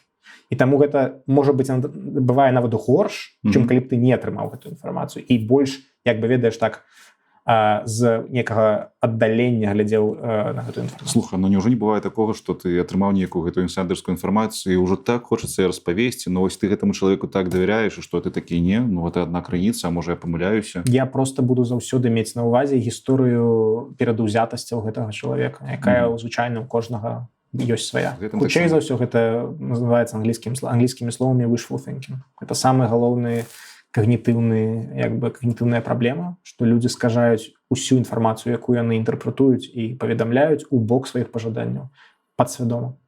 Ты гэта не кантралюеш. Менавіта з-за таго 95% аналітыкі 2020 года это хутка перамога. Чамусьці мне падаецца, што ўсю гэтую працу скажае, ну, чалавек скажае усю гэтую працу. Конечно. І ў такой сістэме можа штучны інтэлект дапаможа. Штучны інтэлект не будзе скажаць. Можа дапамагчы не ў тым, што ён заменіць. Ну, ён будзе скажаць, канешне, кітайскі, то кітайскую. Там, не толькі, ёсць там скажэнні іншыя, ён як бы імкнецца да медыяны. Так, ну і гэта нібыта класна. Гэта сярэдняя, гэта норма, гэта не перадузятасць. Не заўсёды, бо гэта бывае вядзе да высноваў, якія дженерик высновы такія, ведаеш, якія проста апісваюць тэарэтычна любую сітуацыю. Калі ты задаш пытанне пра як падзелены там беларускі рэжым у пытанні адносін з Масквой, сістэма прывыкла заўсёды шукаць падзяленні на два лагеры, і яна тебе створыць уражанне, што ёсць нейкія два лагеры. А насамрэч усё нашмат больш маналітна, а сістэма не разумее ступеняў пра тое, пра што яна як бы аішка не разумее ступеняў. Зноў-такі мне хочацца англійскім словам сказаць, я скажу рускім, выпукласці, так, тых альбо іншых трендаў, так? І таму ты з аішкі не зразумееш, не заўсёды зразумееш, наколькі гэта важна тое, што яна кажа, наколькі гэта важная рыса сістэмы, пра якую яна кажа, наколькі гэта важная рыса прадмета. Ці аішка можа выкарыстоўваць масівы са старэлай інфармацыі, як ты ведаеш, так? І тут гэта важна, таму што, напрыклад, калі я для адной з сваіх папер аішка класна брейншторміць, так? Ты просто запытваешся, што можа адбыцца. У будучым смадэлюй сітуацыю, што будуць рабіць такія-то краіны у выпадку, калі Лукашенко зробіць тое. Аішка корміцца гадамі ці дзесяцігоддзямі інфармацыі, так? Дзесяцігоддзямі пазіцыя США па Беларусі была больш жорсткая, чым еўрапейская пазіцыя. А зараз усё наадварот. Аішка не паспела рэлаксаваць гэтую змену. Яна ведае пра Трампа, натуральна, але яна корміцца на ўсім масіве тэкстаў, які быў і да гэтага. І таму у сваём мысленні яна прадказвае, што амерыканская пазіцыя будзе больш жорсткая, а ты ведаеш, што хутчэй за ўсё это не так, бо Трамп пакуль ва ўладзе. Вось. А яна проста пітаецца трэндамі, якія больш даўгія. Так? То бок ёй не заўсёды хапае пакуль, ёй не заўсёды хапае аналітычных магутнасцяў, як каб адрозніць шум ад не шума. Вось. Але я думаю, гэта выправіцца. Ну, можа быць. Усё ж такі так, ёсць абмежаванне па таму, што яна пітаецца існымі тэкстамі, так? І ў гэтым сэнсе можа ў ёй ёсць абмежаванне на тое, наколькі яна будзе тут прашареная, так? Але яна дакладна можа дапамагчы з брейнстормінгам і з прыходам да крэатыўных ідэй, да якіх чалавек бы сам можа не падумаў бы. І таму тое, што ты казаў у сваіх інтэрв'ю, што сумяшчанне як бы чалавечага мозгу аішнага дае найлепшы вынік, менавіта праз тое, што калі ты ведаеш, якія пытанні задаць, калі ты ведаеш, што з таго, што аішка прадукуе, гэта булшыт, то ты можаш як бы сапраўдныя скарбы там знайсці ў сэнсе крэатыўных адказаў. Так? Ты мог не падумаць пра нейкія рызыкі, пра якія аішка проста падумае, калі ты яго папросіш пералічыць please stand more. Ну так, зразумела, такія памежныя становішчы. Добра, як ты выкарыстоўваеш аішку яшчэ? Ці толькі так? Вельмі шмат. Это вельмі рэдкае выкарыстанне. З-за таго, што я працую з тэкстамі шмат, гэта весь масіў працы з тэкстамі. Гэта пераклад, гэта бывае proofreading, то бок вычытка, рэдагаванне тэкстаў, але я не прашу рэдагаваць тэкст, я ўсё ж таки за сабой пакідаю рашэнне, я прашу даць мне спіс месцаў, дзе можна палепшыць, ці памылак, і он мне дае гэта спісам, я одно акенца, тут одно акенца. Просто адказны хлопец. Ну, гэта просто я не давяраю ей 100%. Ну, ты ж все равно потом перачытваеш. Конечно. Я вношу тыя толькі праўкі, якія я лічу вартымі. Вось. Потым для summary вельмі класныя, як бы, калі тебе трэба нешта упакаваць, сціснуць для сябе, каб спажыць, ці сціснуць для кагосьці? Для кагосьці, але я перачытваю то, што і калі мне не падабаецца, я прашу. Ну, бо хтосьці просто просіць summary на навіны. Нет, это зразумела, можа быць, што заўгодна. Можна, але мне такое не просяць рабіць. Але калі мяне просяць, у меня была недавно такое, у мінулым годзе была такая замова зрабіць, як бы, агляд усіх трендаў у беларускай палітыцы за 5 гадоў. Ты разумееш, што это 5 гадоў беларускай палітыцы апошняя? Ты можна дысертацыю напісаць. Мне сказалі там 8 сторонак. І натуральна тут аішка мне вельмі дапамагла, потому што яна мне зрабіла, я папрасіў зрабіць summary на 12 сторонак і просто выкінуў мусор. І атрымалася 8. Вось, і натуральна я перачытаў усё шмат разоў, а маі кліенты не слухайце зараз. Вось, і натуральна я патраціў на шмат менш часу, чым я сам пералапачваў бы, ведаеш, масіў дадзеных за 5 гадоў. Ну, але ты ім разбіраўся, там ты там мог пераправіць? Ну, па-першае, я і заліў у яе свае ўласныя бюлетэні. Я не казаў ей пашукай у гугле, я казаў, вазьмі мае бюлетэні і з іх зрабі гэтую вытрымку, гэтую summary. Але summary могуць быць і для іншых нейкіх, ведаеш, прыдатныя выпадкаў. Напрыклад, мне трэба прааналізаваць санкцыйны пакет, прыняты супраць Беларусі. Так. Ну, ось я прашу, давай мне кожную згадку Беларусі ў гэтым пакеце, ласачка, ось пакет, ось ты мне пакінь толькі згадкі Беларусі. Пасля гэтага ты факт-чэкаеш ці не? Пасля такога, напэўна, я гляну, я гляну ці тую крыніцу, ці той пакет ён паглядзеў, але я не буду перачытваць кожны пункт, натуральна. Я маю на ўвазе ў арыгінале, так. Вось. Ці калі мне трэба знайсці нешта, што адбылося, але я недакладна памятаю цытату. Напрыклад, узгадай, калі мне Лукашенко нешта пра геяў казаў. Ну, гэта так, гэта вельмі ўдалы спосаб ужывання, а вось у самарызацыях ці няма ў цябе страху таго, што шаішка проста штосьці згалюцынуе? Так я ж перачытваю. Я ж заўсёды рэдагую то, што яна мне выдае. Я ж ніколі не... Ну, калі там нейкія адсоткі, калі там нейкія факталагічныя... ў гэтым сэнсе. Не, я амаль не работаю з лічбамі, але калі мне трэба запытацца, ці ёсць там у гэтым спісе, даўгім спісе дазвол на такое-то, ну, тут я ўжо, напэўна, давяраю. Ну, альбо я сам іду глядзець, калі гэта нешта цяжка. Добра, ты распавёў пра тыповы дзень, калі ты вось кожны дзень, напэўна, ты штосьці робіш, а у цябе ёсць яшчэ даўгая праца, напрыклад, ты робіш які-нибудь пейпер па 3-4 месяцы. З чаго складаецца гэтая праца? Тут шмат працы з людзьмі, тому што я працую з аўтарам, я працую з замоўцам, я працую з дызайнерам, і то бок ты шмат... Ну, як менеджер, гэта зразумела. Менеджерская праца. Але так, ты садзішся і пішаш. Свае як бы раздзелы ў гэтай паперы, ты просто садзішся і пішаш. І ўсё тое ж самае, ты просто аналізуеш шукаеш інфармацыю, калі тебе трэба, так, пішаш. Што-нибудь там статыстычнае выкарыстоўваецца? Калі трэба, канешне, але я ўсё ж такі менш працую колькасна. Калі мне трэба чалавек, калі мне трэба аналіз, які фокусуецца на нейкіх эканамічных дадзеных, сацыялагічных дадзеных. На сацыялогію я яшчэ, напэўна, мог бы сам прааналізаваць шмат колькасных дадзеных сацыялогіі, рабіў такія рэчы. Але калі пра эканоміку справа, ці гаворка ідзе альбо пра нешта іншае, там, спецыялізаванае ваенку, то я просто возьму на субпадряд, то, што называецца, так, возьму на субдамову нейкую чалавека-спецыяліста. І просто потым за ім дачытаю. Вось, дарэчы, рэдагаванне чужых тэкстаў, гэта тоже таксама вялікая частка маёй працы, тое, што я і для сталых кліентаў раблю, і вось такіх пейпах, так бы мовіць, паперах, тое, што я вычытваю іншых людзей, даем заўвагі, мы разам рэдагуем. Тут я амаль не карыстаюся шаішкай. Адзінае, чым я магу пакарыстацца шаішкай тут, это закінуць вынік у шаішку і сказаць, а зараз усе памылкі мне, якія засталіся, падкажы. То бок, атрымліваецца, цягам некалькіх месяцаў ты можаш просто пісаць працу. Ну, гэта ж не тое, што я раблю 10 гадзін на дзень. Это можа быць гадзіна на дзень. Ну, зразумела, але ўсё ж такі ты 3 месяцы такі пісьменнік, толькі не пісьменнік-фантаст, а пісьменнік палітычны аналітык. Прапарцыйна гэта рэдагаванне і менеджмент займае не менш, чым пісанне. Так. Цікава, слухай. Цікавая у вас навука. Это не навука. Ну, это я так, умоўна кажучы. Менавіта з-за таго, што... Гэта аналіз. Так, менавіта з-за таго, што я не магу канцэнтравацца на адным прадукце больш за некалькі тыдняў і толькі ім займацца.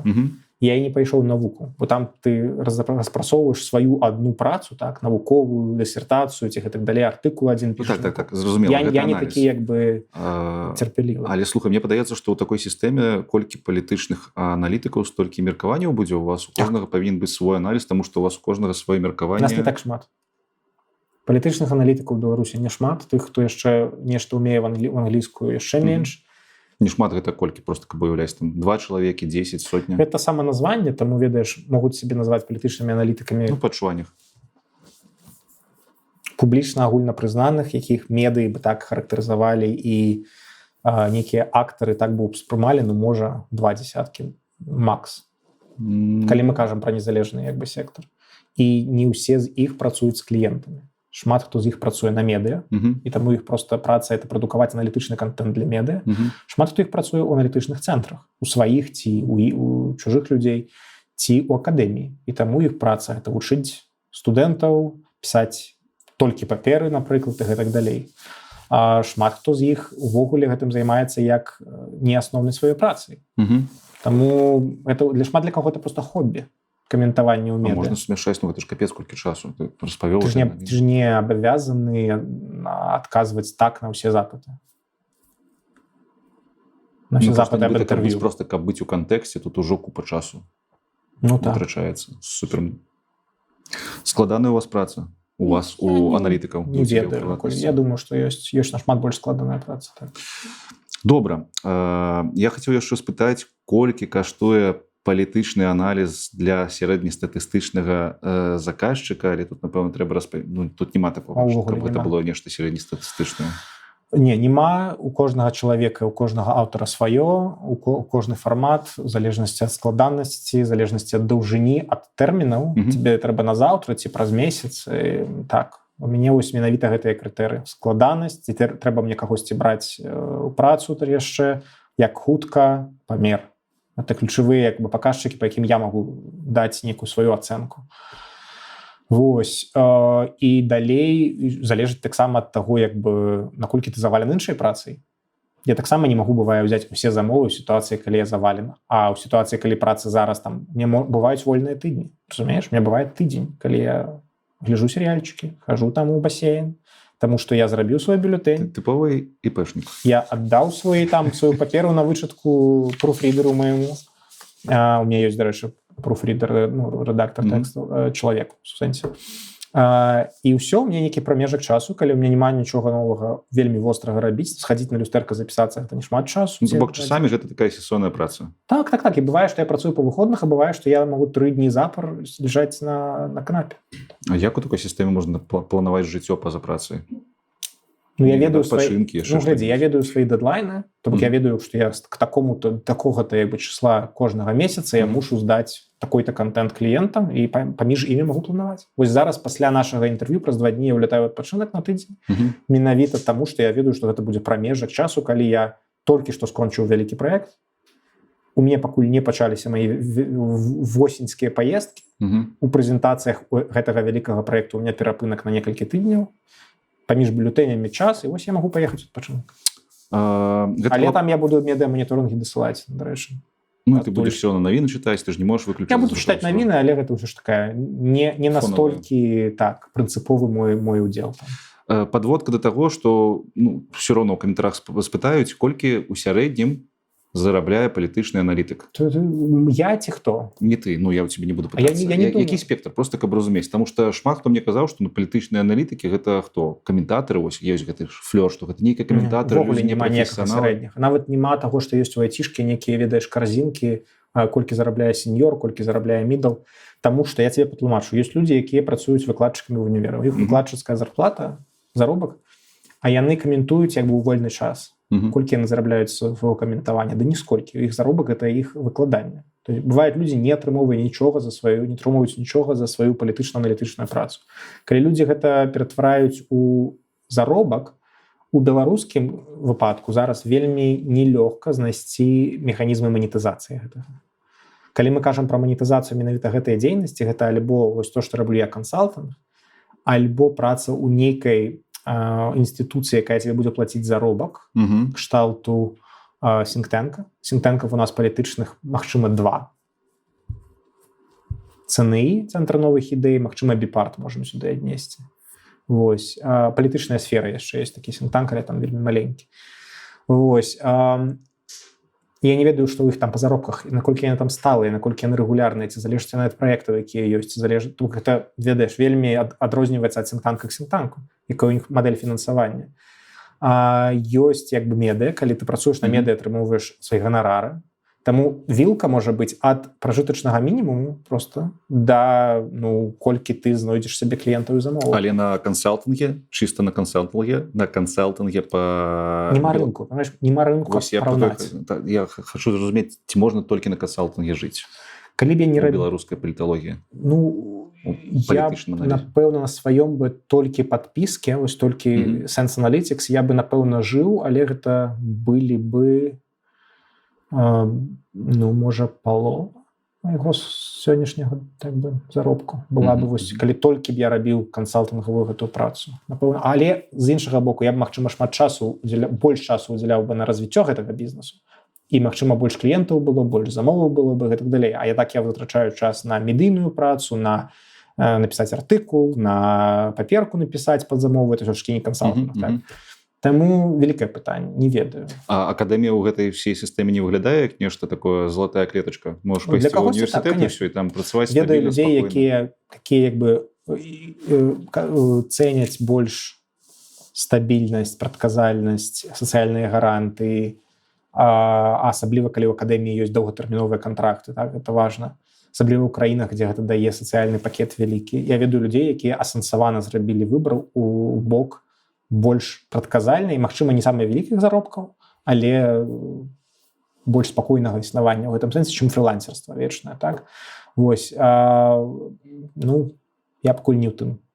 Не в той стадии жыцця, так бы мовіць. Скажы, калі ласачка, павінен быць аналітык гнуткім? Вось я ў цябе ў самым пачатку... Павінен, бо калі не будзеш гнуткім, то ад доўгага сядзення за стулам спіна пачынае зацікаць. Ну, гэта зразумела. Але ўсё ж такі ёсць такі таксама флёр у палітычных аглядальнікаў, што яны, напрыклад, надаюць прагнозаў, а потым ніколі не выбачаюцца, ніколі не... Не, ну, я лічу добрыя манеры выбачацца за памылкі, конечно. Гэта нармальна. Ну, моя найбуйнейшая памылка, мне здаецца, гэта вельмі вялікая такая, ну, даволі вялікая ўпэўненасць, можа на 90%, што не будзе паўнамаштабнай вайны. Перад вайной я быў нават у Киеве. Як это можа быць памылкай? Всё, окей. Так, я быў нават у Киеве, і не гледзячы на ўсе папярэджанні, я як бы тлумачыў гэта блефам Пуціна. Ну, ты ж нібыта гэта не сцвярджаў на 100%. На 100% не сцвярджаў, і заўсёды, да, ты можаш сказаць, што я даже дапускаў 10 там ці колькі адсоткаў, што гэта можа быць не блеф. І так сапраўды і было. Мы там заправілі нашу машыну і рыхтаваліся з'язджаць на выпадак, калі гэта не блеф, так? То бок пэўныя як бы думкі былі, але публічна я шмат казаў, што я лічу, што гэта вайны не будзе. Ну, як это на табе адгукнулася? Слухай, я не ведаю, як гэта цяжка замерыць, так, але я выбачыў, я, конечно, не прызнаваў гэтую памылку. А выбачыўся перад хазяйкай сваёй кватэры, я ўжо распавядаў гэтую гісторыю. Моя як бы ўладальніца кватэры ў Киеве, яна сама з Харкова. Яна, ведаючы пра мою прафесію, пыталася ў мяне там, типа, Артём, заспакой мяне, што вайны будзе вайна ці не будзе вайны. Я 23 лютага казаў, што я думаю, што не. Конечно, перад ёй я выбачыўся.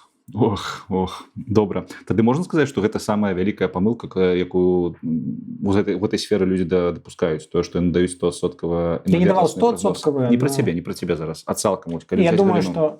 Якія памылкі там? Я думаю, самая распаўсюджаная памылка, якая сустракаецца ва ўсіх у рознай ступені, але яна найчасцей праяўляецца, гэта агульначалавечая памылка. Людзі бачаць тэндэнцыі і патэрны там, дзе іх няма.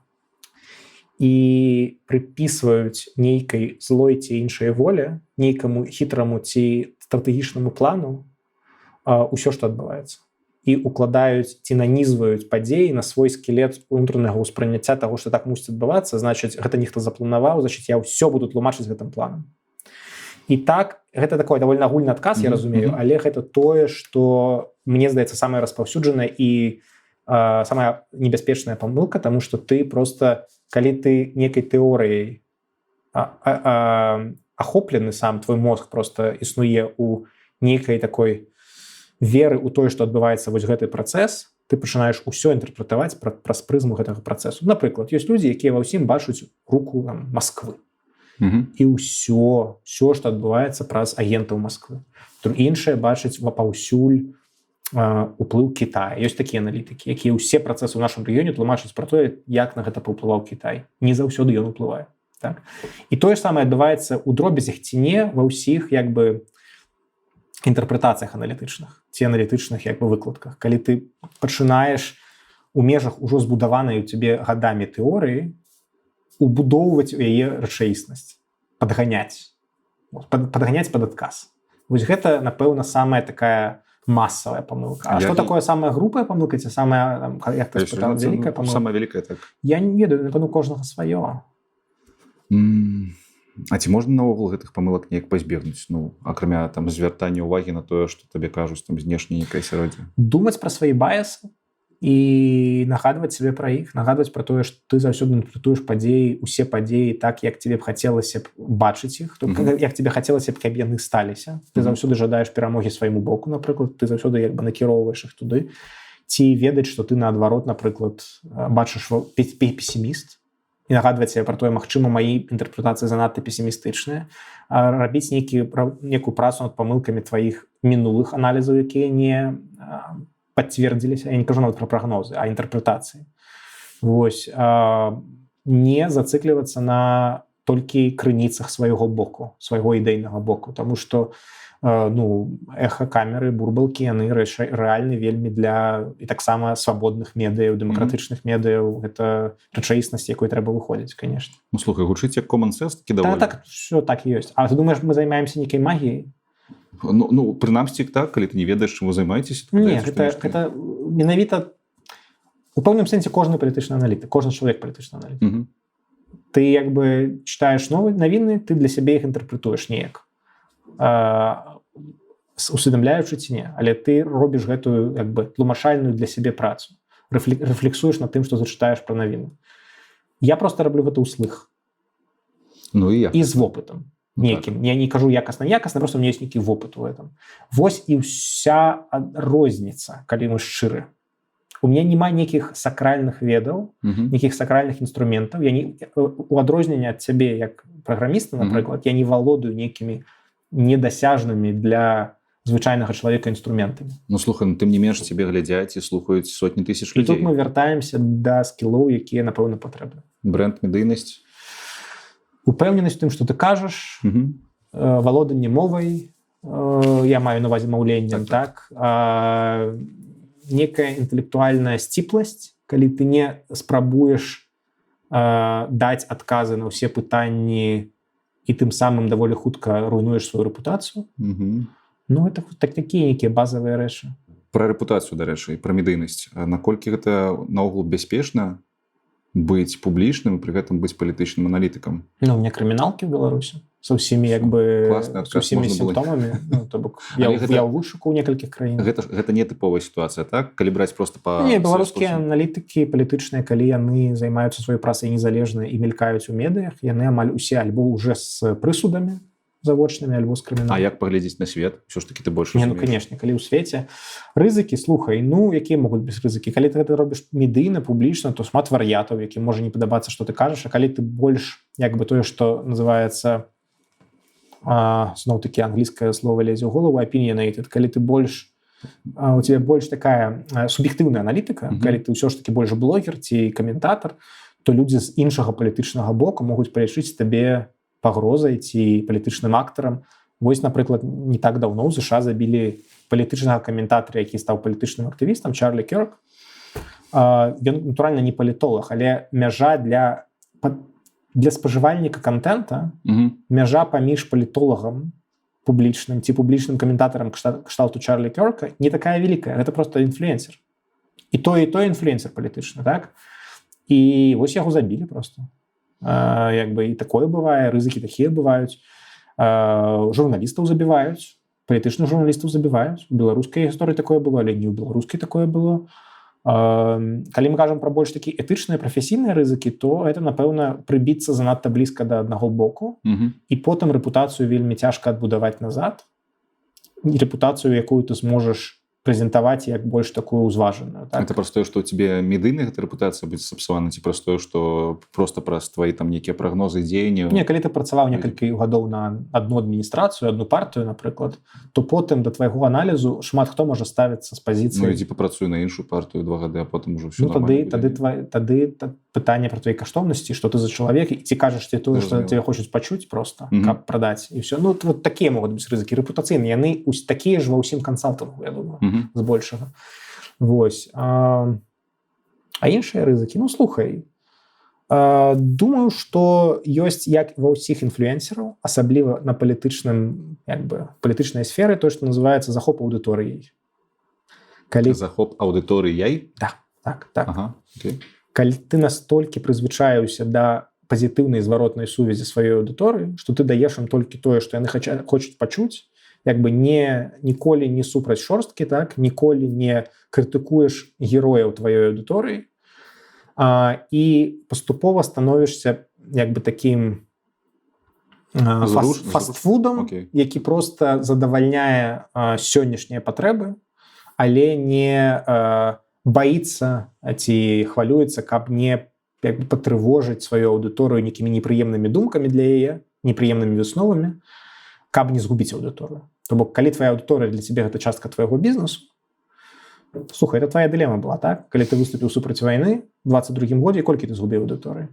Шмат. Ну, вось, а у палітолагаў, мне здаецца, гэтыя дылемы таксама стаяць, можа, не на такім, як бы, узроўні. Ну, палітолагу, падаецца, гэта нібыта даннасць. Вы павінны з гэтым працаваць, вы павінны так рабіць, каб просто трымаць. У пэўным сэнсе так. Альбо абіраць бок, альбо намагацца не будаваць сваю рэпутацыю менавіта вакол таго, што я ніколі не буду для вас камфортным.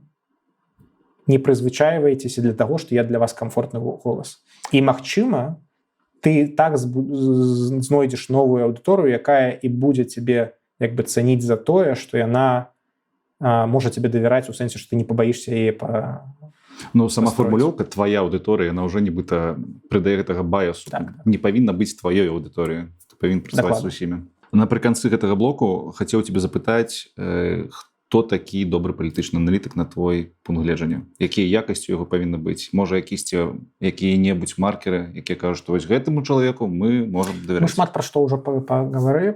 Ну, гэта такое самае будзе. Я проста, каб не паўтарацца, дадам, што я вельмі цэню, калі людзі даюць прагнозы сцэнарна, калі яны кажуць, якія фактары будуць уплываць на якія... Не рэцэптурна, а дыягнастычна. Нават не пра гэта, а пра тое, што яны заўсёды ведаюць межы свайго мыслення і свайго пазнання. Яны дапускаюць магчымасць таго, што нешта пойдзе не па плане. Яны заўсёды трымаюць у галаве тое, што іх... Это вот эта платонаўская штука ці сакратаўская, так, калі я ведаю, чаго я не ведаю. Так. Вось калі людзі адкрыта кажуць пра гэта ці ў пачатку, ці там проста ў сваіх аналітычных выкладках, што ёсць як бы поле таго, што мы ведаем, ці што мы здагадваемся, але вось поле невядомага, мяне гэта, як бы, я іх паважаю ў гэтыя хвіліны, я давяраю гэтым людзям больш, чым тыя, якія ведаюць усё. У беларускім сегменце такіх спецыялістаў многа ці не? Конечно, хапае. В сэнсе, не менш за аднаго, так? Не, я ёсць людзі, якіх я паважаю прафесійна, конечно. А можна іх назваць ці не трэба?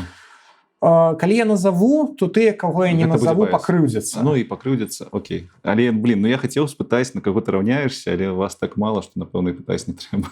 Так, я назову палову, а іншая палова пакрыўдзяцца. Таму давай я не буду называць. Я ўжо некаторых інтэрв'ю іх называў. Просто, як бы, самы, як бы, ось, варты увагі, як бы, у гэтым сэнсе фактар, калі людзі сціпла ацэньваюць свае ўласныя аналітычныя здольнасці. І калі яны заўсёды робяць агаворкі пра тое, ну, прабачце, гэтага мы не ведаем. Калі яны могуць так адказаць журналісту. Не, гэта я ведаю, але тут я не спецыяліст, ці гэта ўвогуле немагчыма ведаць зараз. Вось такія агаворкі і тыя людзі, якія іх робяць, яны маёй павагай карыстаюцца. Я ведаю, што гэта не заўсёды так бывае, што папулярнасцю карыстаюцца людзі, якія просто лупяць праўду матку і потым не выбачаюцца. І гэта нармальна, ну, на ўсіх, як бы, магчыма, не ў праграмаванні, але дакладна на ўсіх публічных прасторах ёсць месца папсы, ёсць месца не папсы. Ну, так. Нармальна. Вось гэты выраз, што калі ты не цікавішся палітыкай, то палітыка пачынае цікавіцца табою. Ён табе блізкі ці не? Палітыка табой зацікавіцца ў любым выпадку, але калі ты ёй не цікавішся, ты просто не будзеш да гэтага гатовы, і ты як бы як у том есть такі мемас, типа, а куды нас вязуць? Я не ведаю, я палітыкай не цікаўлюся, так? Вось, і ну так, ты прынамсі будзеш больш падрыхтаваны да таго, што можа здарыцца ў тваім жыцці, і цябе будзе цяжэй падмануць. А палітыкі ўсё ж такі даволі часта імкнуцца падманваць сваіх выбаршчыкаў у большай ці меншай ступені, каб весці за сабой, каб пераканаць у чымсьці. Прапаганда працуе таксама, і каб вось фільтраваць усё гэта і як бы не быць тут тупой авечкай, лепш разбірацца, чым не разбірацца, вось і ўсё. У цябе як у палітычнага аглядальніка, аналітыка ёсць мэта зацікавіць як мага больш шырокае кола людзей цікавіцца палітыкай? Табе гэта я не папулярызатар. Калі мне бывае прапаноўвалі медыйныя фарматы, якія мелі больш шансаў на ахопы, но яны былі некамфортны для мяне персанальна, просто они не мэчыліся з маёй персонай, так, з тым, як я прывучаюся працаваць, то я адмаўляўся, бо просто я не лічу масавасць аўдыторыі абавязковым індыкатарам поспеху.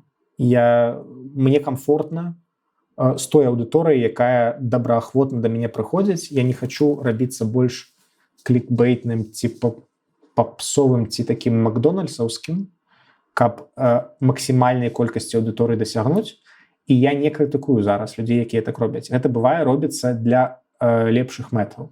Але просто я ў сябе гэтага у сябе няма такога запыту ўнутранага становіцца папулярызатарам. Слухай, але гэта крышачку дзіўнавата з твайго боку гучыць, таму што калі спытаюсь, там, хто лепш за ўсё в беларускай палітыцы арыентуецца, то хутчэй за ўсё, імаверна, адкажуць, што гэта будзеш ты. То бок, глядзіш, у каго ты спытаеш. Калі ты спытаеш па папулярнасці палітычных блогераў, ну, так, то, напэўна, ёсць больш папулярныя і каналы, і ну, добра, будзеш уваходзіць у топ-5. Ну, будзеш хутчэй за ўсё уваходзіць. У нас не вельмі, як бы, вялікая канкурэнцыя. Я думаю, што дзе-небудзь у ЗША я бы за сваім падыходам, я быў бы дзесьці там добра, калі ў сярэдзінкі поля. Бо ўсё ж такі ёсць вялікі рынак для больш камерцыяналізаванай, такой прафесійна медыятызаванай, можна сказаць, падлаштоўванай пад медыя, так? Палітычныя аналітыкі і каментавання, людзі, якія проста гэта робяць прафесійна, размаўляюць як клікбейт, ведаеш. І такія людзі у палітызаваным грамадстве дакладна былі больш папулярныя, чым такія людзі, як я. І тое самае было ў Беларусі ў 2020 годзе. Самыя папулярныя палітычныя блогеры, там, Нехта, Артём Шапараў з рэальнай Беларусі. Іх можна назваць папулярызатарамі палітыкі, так? Не, яны блогеры палітычныя, але калі б яны занялись папулярызатарствам, я думаю, они таксама былі са сваім стылем, яны былі больш папулярныя. Да гэтага быў, господи, Марат Мінскі, калі ты памятаеш. Ён, дарэчы, зноў пачаў сваю пускаць. Да, ну вось, людзі, якія як бы ведаюць, якіх мэта дагрукацца да максімальнай колькасці гледачоў, ці слухачоў, ці чытачоў, неважна, які контент. Просто, калі гэта твоя мэта, ты гэта будеш рабіць лепш, чым чалавеку, у каго такой мэты няма. У меня такой мэты няма. Добра, тады, а хто такі, па твоему меркаванню, добры папулярызатар палітыкі? Ну, у Расіі вось Каціна Шульман. Гэта нейтралітэт нейкі павінен быць і шырокая аўдыторыя. Выдатна, калі ён ёсць, але таксама гатоўнасць хадзіць на ўсе платформы, на ўсе пляцоўкі. Калі цябе кліча Сабчак, то пойдзеш да Сабчак. Калі цябе кліча, там, не ведаю,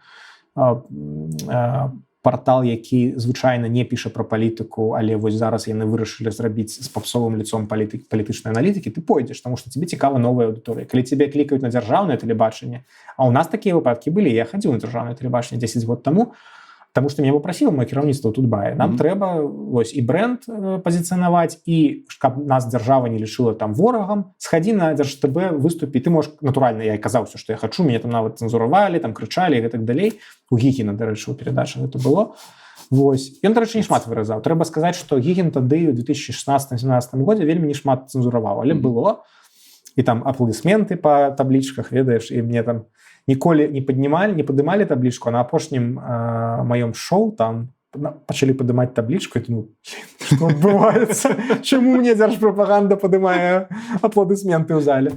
Вось. Ну, то бок тады можна сказаць, што у мяне была такая мэта. папулярызатарская. А зараз з-за таго, што у меня няма такой мэты, я хутчэй адмаўляюся ад інтэрв'ю, хутчэй адмаўляюся ад медыйных магчымасцяў. Прыблізна вы спецыялісты аднаго і таго ж накірунку, толькі у вас розныя мэты. Ёсць мэта пашыраць аўдыторыю, каб папулярызаваць, і ёсць мэта адукацыйная мэта, магчыма, і камерцыйная да кагосьці, але вось я думаю, што ў Кацярыны Шульман, прынамсі ў Расіі, я ведаю, мы працуем разам на Карнегі, і яна просто гэта робіць як грамадзянскі доўг. Так, а твая мэта яшчэ раз падкрэсліць, гэта прадаваць душэўны спакой? Не, гэта не мэта, гэта тое, што людзі ў выніку нават не душэўны спакой, это не тое.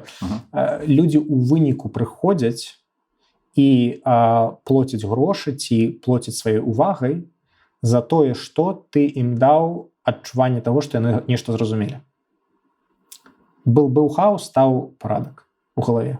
І вось гэты пераход стала зразумела, вось гэта вельмі камфортная эмоцыя. І за гэтую камфортную эмоцыю, як я бачу, мне менавіта і плацяць і кліенты, і глядзяць мяне гледачы. Гэта не мэта, гэта тое, што проста з'яўляецца сапраўдным таварам. Зразумела, так. А мэта мая ў публічнай дзейнасці, як я цябе і казаў у пачатку, ёсць аўдыторыя, перад якой я пачуваю пэўны абавязак, асабліва з таго, што яны ў Беларусі, у іх ёсць пэўны інфармацыйны голад. А я тут, я ў адносна вольнай прасторы, таму я, мне здаецца, маю пэўны грамадзянскі абавязак працягваць. Гэта не абсалютная такая штука, але прынамсі для аўдыторыі... Гэта выклікае павагу. Не, дзякую, але гэта не тое, што як бы я чым бравірую, але гэта просто тое, што як я сябе матывую гэтым займацца сапраўды. Калі як бы людзі сапраўды дзякуюць, гэта напаўняе і матывуе нашмат больш усяго іншага. Ці ёсць сэнс станавіцца палітычнымі аналітыкамі ў Беларусі сёння? Я не ведаю, што бы это азначало. Просто як бы чалавек сябе забяспечваў, чым бы ён знайшоў займацца у сэнсе штодзённа, так? Чым бы быў прадукт? Таму што, калі мы шчыра з сабой, попыту і грамадскага, але і як бы замоўцаў, кліентаў ці нейкіх тых, хто можа гэта фінансаваць, донараў, інстытуцый даследчыцкіх, не так шмат. Гэтага попыту зараз і магчымасцяў зараз.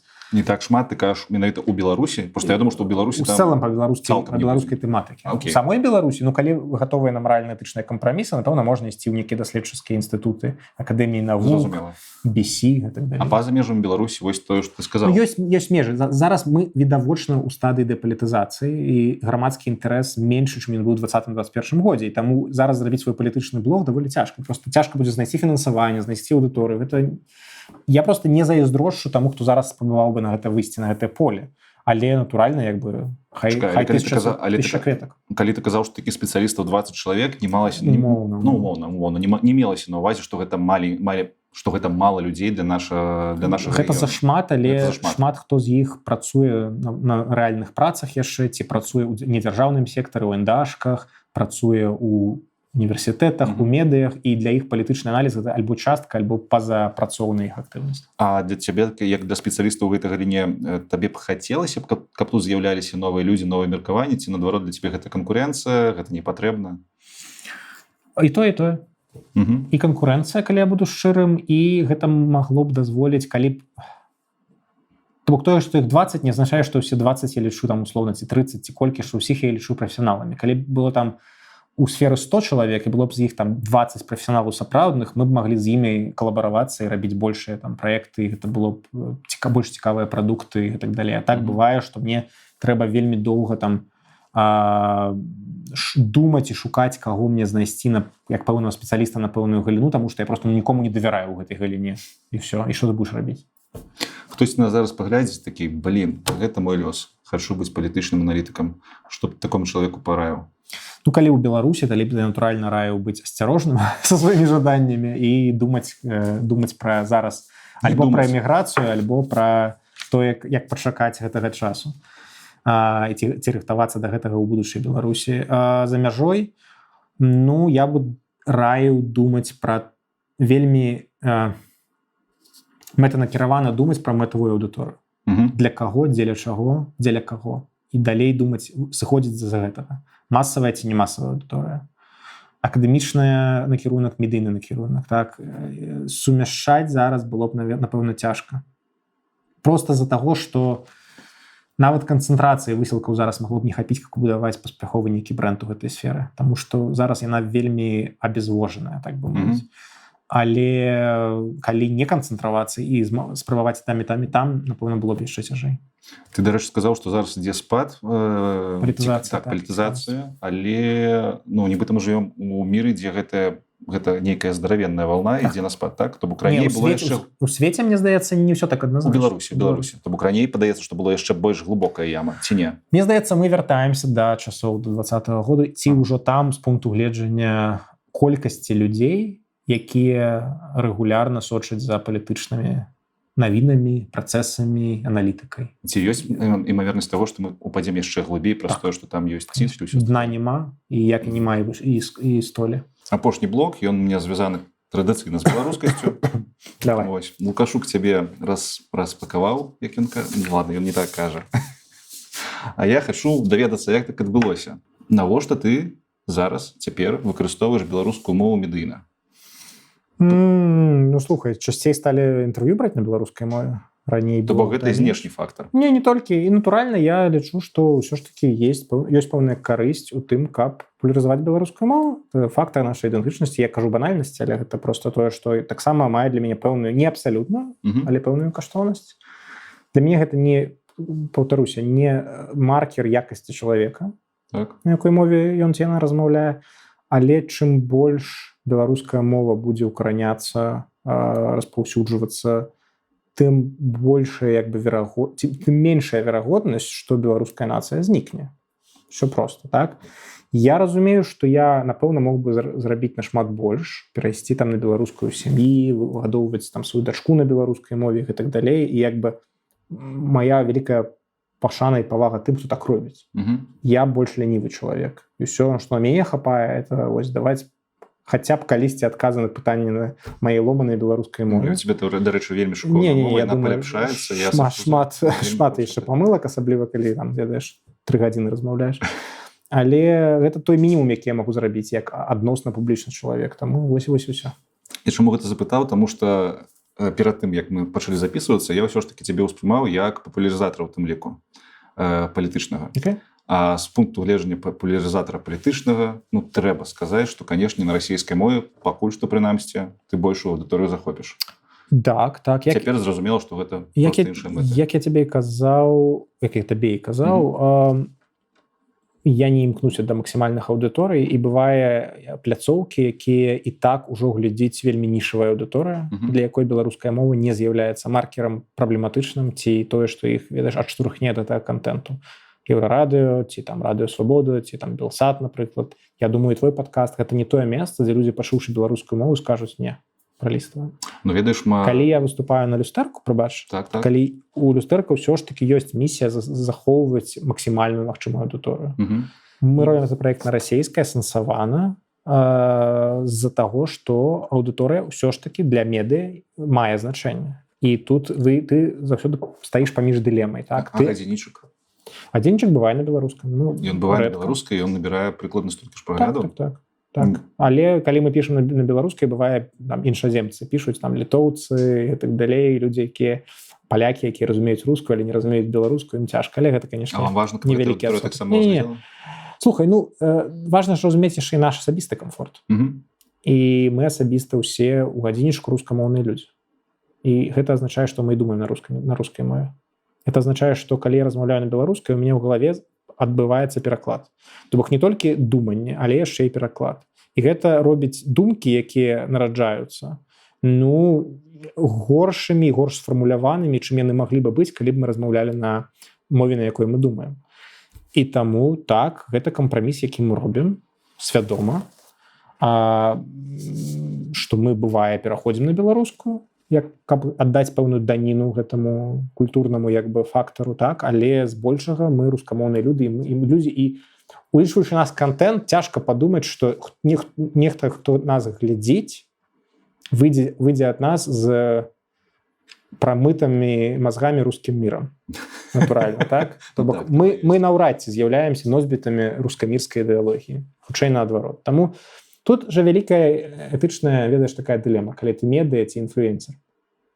ты можаш размаўляць на беларускай і размаўляць збольшага 99% людзей, якія цябе будуць слухаць, гэта твои аднадумцы. І можа быць 1% рандомна залецеўшых людзей, якіх так зацікавіць твае думкі, што яны праз гэтыя думкі будуць больш прыязна ставіцца яшчэ да беларускай мовы. Калі ты размаўляеш на рускай мове, то адсотак тых, да каго ты можаш дагрукацца і уцягнуць іх у беларускацэнтрычны, хай на рускай мове контент, у прабеларускі ў сэнсе інтарэсаў, прадэмакратычны контент, все ж таки больш. Ты можаш дагрукацца да большай колькасці людзей і прывесці іх да нармальнага контента. Але ты не з'яўляешься папулярызатарам, як ты казаў. Тому для цябе так, але нават з пазіцыі папулярызатара у абодвух пазіцыях ёсць этычны сэнс. Гэта не толькі пра адно этычнае, а другое прагматычнае. Не, я так не лічу. Я лічу, што рускамоўныя праекты, якія працуюць на беларускамоўную аўдыторыю, але з беларускацэнтрычных пазіцый, тое ж люстэрка ці раней Тутбай, робяць не меншы ўклад у пабудаванне беларускай ідэнтычнасці. І тое, што яны ўсё ж такі беларускую мову падсвечваюць, да, у сваіх публікацыях і ў сваіх там асвятленні падзеяў, гэта дакладна пра беларуская лінза і пра беларускамоўная лінза, нават на рускай мове. Гэта ўсё ж такі ўцягванне менш нацыянальна арыентаваных людзей у гэтую прастору, проста больш мякка. І таму я думаю, што Тутбай зрабіў для будавання беларускай ідэнтычнасці на сваёй рускай мове не менш, чым наша Ніва, напрыклад. Таму для мяне абедзве пазіцыі это не каштоўнасці супраць іх адсутнасці. Это розныя шляхі да вырашэння адной і той жа мэты. Вось. Калі б усе беларускія незалежныя метады 20-го году вырабляліся на беларускай, магчыма, тое, што адбылося ў 20-м годзе з катаваннямі і рэпрэсіямі, проста не дайшло б да столькіх мільёнаў людзей. Слушна. Ты калі кажаш, што ты расійскамоўны, я ўсё ж таки хочу тут з табой паспрачацца. Таму што зараз мы записываем інтэрв'ю на беларускай мове. Публічна, ты так прыблізна там 30, можа 20% таксама выступаеш на беларускай мове. Здаецца, меней. Хай 10%, хай 5 нават, але для знешняга гледача ты на 5% беларускамоўны. Чаму ты кажаш, што ты расійскамоўны? Ты беларускамоўны? Так, я і беларус толькі напалову, можна так сказаць. Вось. І не, я ведаю беларускай мовы, я не тое, каб вывучыў, я ведаю з дзяцінства. Распавядзі пра гэта, адкуль тебе досвед? Бо ты просто пазначу, для тых, хто не ведае, ты доўга рабіў па-расійску, цябе прасілі рабіць па-беларуску, ты такі не, і потым хоба, і Артём вельмі добра для чалавека размаўляе па-беларуску. Як так? Можна сказаць, з малаком маці. Так? У тым сэнсе, што моя беларуская палова, я на палову габрэй, на палову беларус, моя беларуская палова, як і ў шмат каго ў Беларусі, паходзіць з вёскі, з вясковых мясцін, з Турава, з Тураўшчыны, з Палесся. З Турава? Так мы зусім зімелі з табою. Бачыш, а ты адкуль? Я з Петрыкава, але ў мяне таксама палова радзі з Турава. Вось. Тады, можа, і дальнія сваякі нават. Можа быць. Вось. Так, і я ездзіў туды кожнае лета і чуў такую палесска-беларускую гаворку, мову ад сваіх прабабулі, бабулі і так далей. То бок, гэта не ідэальная літаратурная беларуская мова, натуральна. Але калі ты в этом расцеш, для цябе потым школьная беларуская мова і школьная беларуская літаратура, а потым і незалежныя медыа, яны нанізваюцца ўжо на існуючы каркас. На існуючы беларускамоўны патэрны. Яно прарастае, просто накладваецца на тое, што ўжо было. І ў гэтым сэнсе мне прыемна, калі людзі робяць кампліменты гэтаму, але я не лічу, што гэта вельмі дарэчна. Я думаю, што гэта некая база. Ведаць беларускай мовы, гэта не варта адзначаць як дасягнення. Нехта перайшоў. Я вось супраць такога падыходу. Слухай, гэта робіць модным пераходы. То бок, Артём перайшоў, для кагосьці гэта будзе, так як Артём, то можа і я.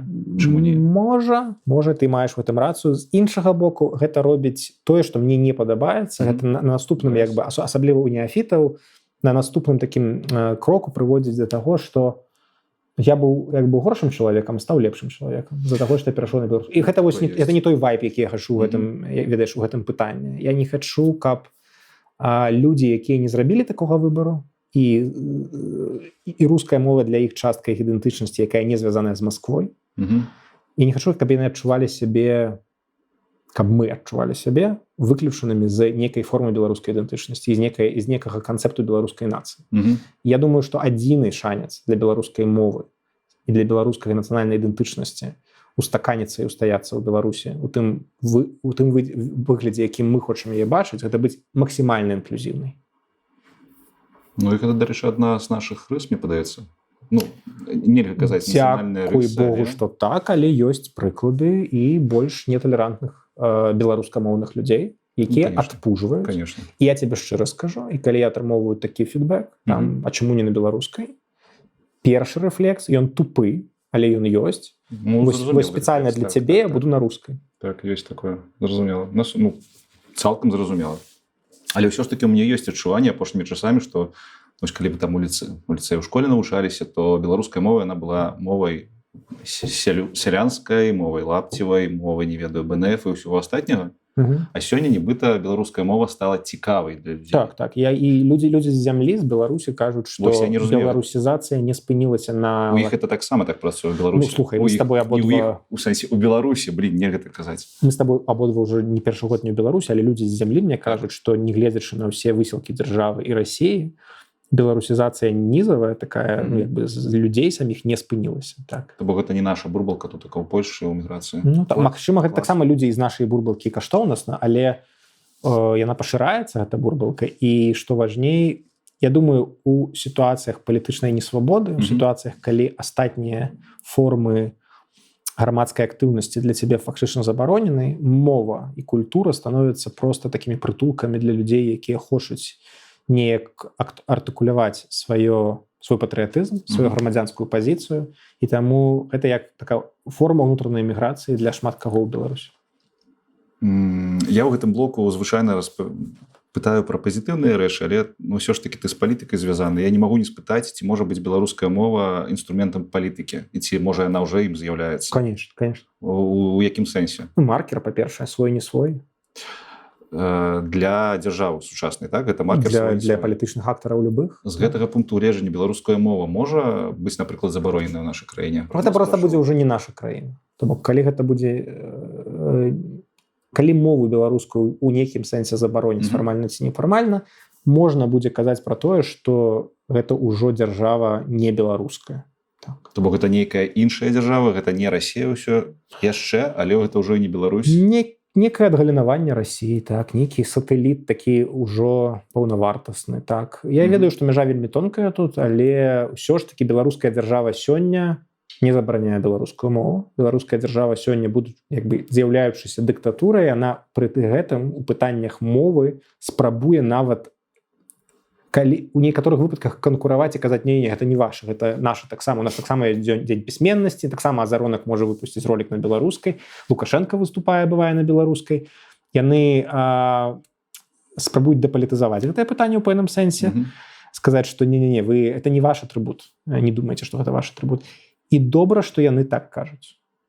Бо калі б яны сказалі, не, беларуская мова гэта варожая мова, то ўсё, мы прыйшлі да таго, што гэтая дзяржава проста перастала быць. Ну, а ты можаш адказаць? Калі б у ёй уже, глядзі, зараз у ёй знешняя палітыка прарасійская, эканоміка прарасійская, культура, інфармацыйная прастора пераарыентаваная на расійскую. Калі б яшчэ яна актыўна адмовілася ад беларускай мовы, то што б тады ў гэтай дзяржаве засталося уласна беларуска? Ну, маўляў, гісторыя, але зразумела, што гісторыя там таксама. Я думаю, што ў гэтым выпадку і гісторыя дрейфавала б да агульнарасійскага наратыву. То бок гэта не выгадна на сённяшні момант нікому. Думаю, так. Мы бачым, як нават там пра афіцыйныя блогеры, не ведаю, выпраўляюць рускіх, калі яны кажуць Беларусі. Мы бачым, як яны культывуюць сваю там гэтую лентачку на стужачку на 9 мая, так, на 9 траўня, яны там са сваёй ходзяць. Яны таксама будуць сваю ідэнтычнасць. Я тебе больш скажу, пасля 20-го года у Лукашэнкі ў рыторыкі пачало з'яўляцца нашмат больш нацыяналістычных нотак, але супраць Польшы. То бок Польша наш такі вечны прыгнятальнік. Генацыд нам урабілі, там этнацыд і гэтак далей. Гэта таксама нацыяналістычная карта, бо ён не кажа, што нас там як бы у Польшы прыгняталі як рускіх ці як савецкіх. Ён кажа, нас прыгняталі як беларусаў.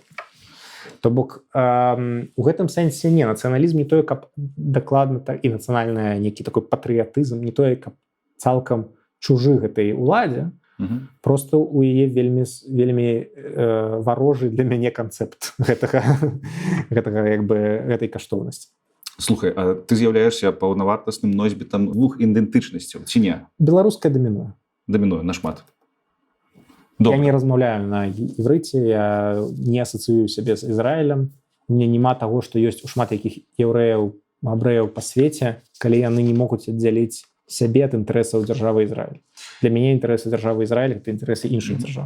Я сказаў добра не таму, што добра, што беларуская прыварюе ідэнтычнасць. Так атрымалася, гэта не тое, да чаго я. Тады хто такія для цябе беларусы? Просто як для чалавека твая ўласная думка, хто такія беларусы? Ці можна нас неяк акрэсліць? Акрэсліць? Вельмі цяжкае пытанне, па якому добра, калі б я з'яўляюся там хаця б кольвек начытаным чалавекам. Я не вельмі пагружаны ў тэорыю гэтага пытання, нацыя будаўніцтва і нацыя вызначэння. Для мяне гэта людзі, якія, па-першае, лічаць сябе беларусамі, па-другое, звязваюць альбо лічаць сябе беларусамі, альбо хочуць так, шчыра хочуць да гэтай нацыі прыяднацца. Я думаю, што это інклюзіўная ідэнтычнасць, і беларусам можна стаць па ходу жыцця. То гэта не раса, так бы мовіць, так, і не... Я думаю, нашмат цяжэй, напрыклад, стаць японцам, калі ты не прадстаўнік і не нарадзіўся ў гэтай культуры, традыцыі і этнічнай групе. Я думаю, што беларусам можна стаць па жыццю. І гэта для мяне не пытанне. І для кожнага тут уже крытэр свой. Для кагосьці гэта культура, для кагосьці гэта мова, для кагосьці гэта месца пражывання, грамадзянскі патрыятызм, выхаванне дзяцей тут, звязанне сваіх жизненнага шляху з Беларусю. Я не бачу нейкіх абавязковых крытэраў, таму што які ты не назавеш, я цябе назову выключэнне. Калі ты назовеш... сістэма? Яна розная. Амапавец таксама беларус. Згодны. Беларусы, якія не размаўляюць на беларускай мове, жывуць дзе-небудзь у Канадзе, у трэцім пакаленні, але кажуць сваім сябрам канадцам, што я беларус. Ну што, мы можам іх выпісаць з беларусаў? Ну, не. Правильно, да? Нават калі яны не ведаюць ні беларускую, там, ні рускую ніякую. Чалавек, які не ведае беларускай мовы, але лічыць сябе беларусам. Мы яго выпісваем з беларусам, што ли? Ну, так патрэбна будзе выпісаць, там, не знаю, траціну краіны, напэўна. А людзі, якія кажуць Беларусія і з'яўляюцца беларусамі, мы іх выпісваем, а я ведаю такіх людзей у старэйшым пакаленні. Мне не выпісваем. Таму гэта вельмі інклюзіўны для мяне, вельмі інклюзіўны тэрмін такі, які вызначаецца перад усім самавызначэннем, калі яно шчырае. Не калі яно такое. Ну, бывае фейкавае самавызначэнне, так, калі людзі проста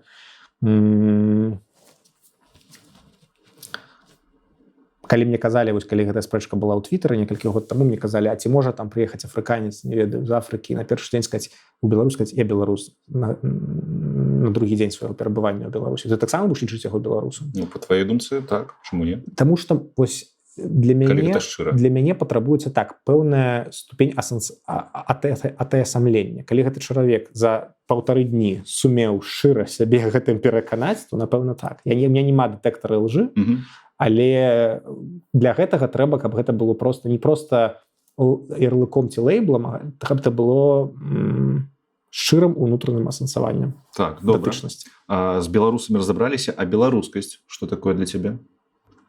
Ох, не ведаю. На 4-м ці на 3-й гадзіне нашай інтэрв'ю такія пытанні. Беларускасць. Праяўленне датычнасці да гэтага народу. Менавіта праяўленне датычнасці, так. То бок, напрыклад, тое, што мы зараз па-беларуску запісваемся, гэта беларускасць. Тое, што мы робім для беларусаў, на беларускай, так.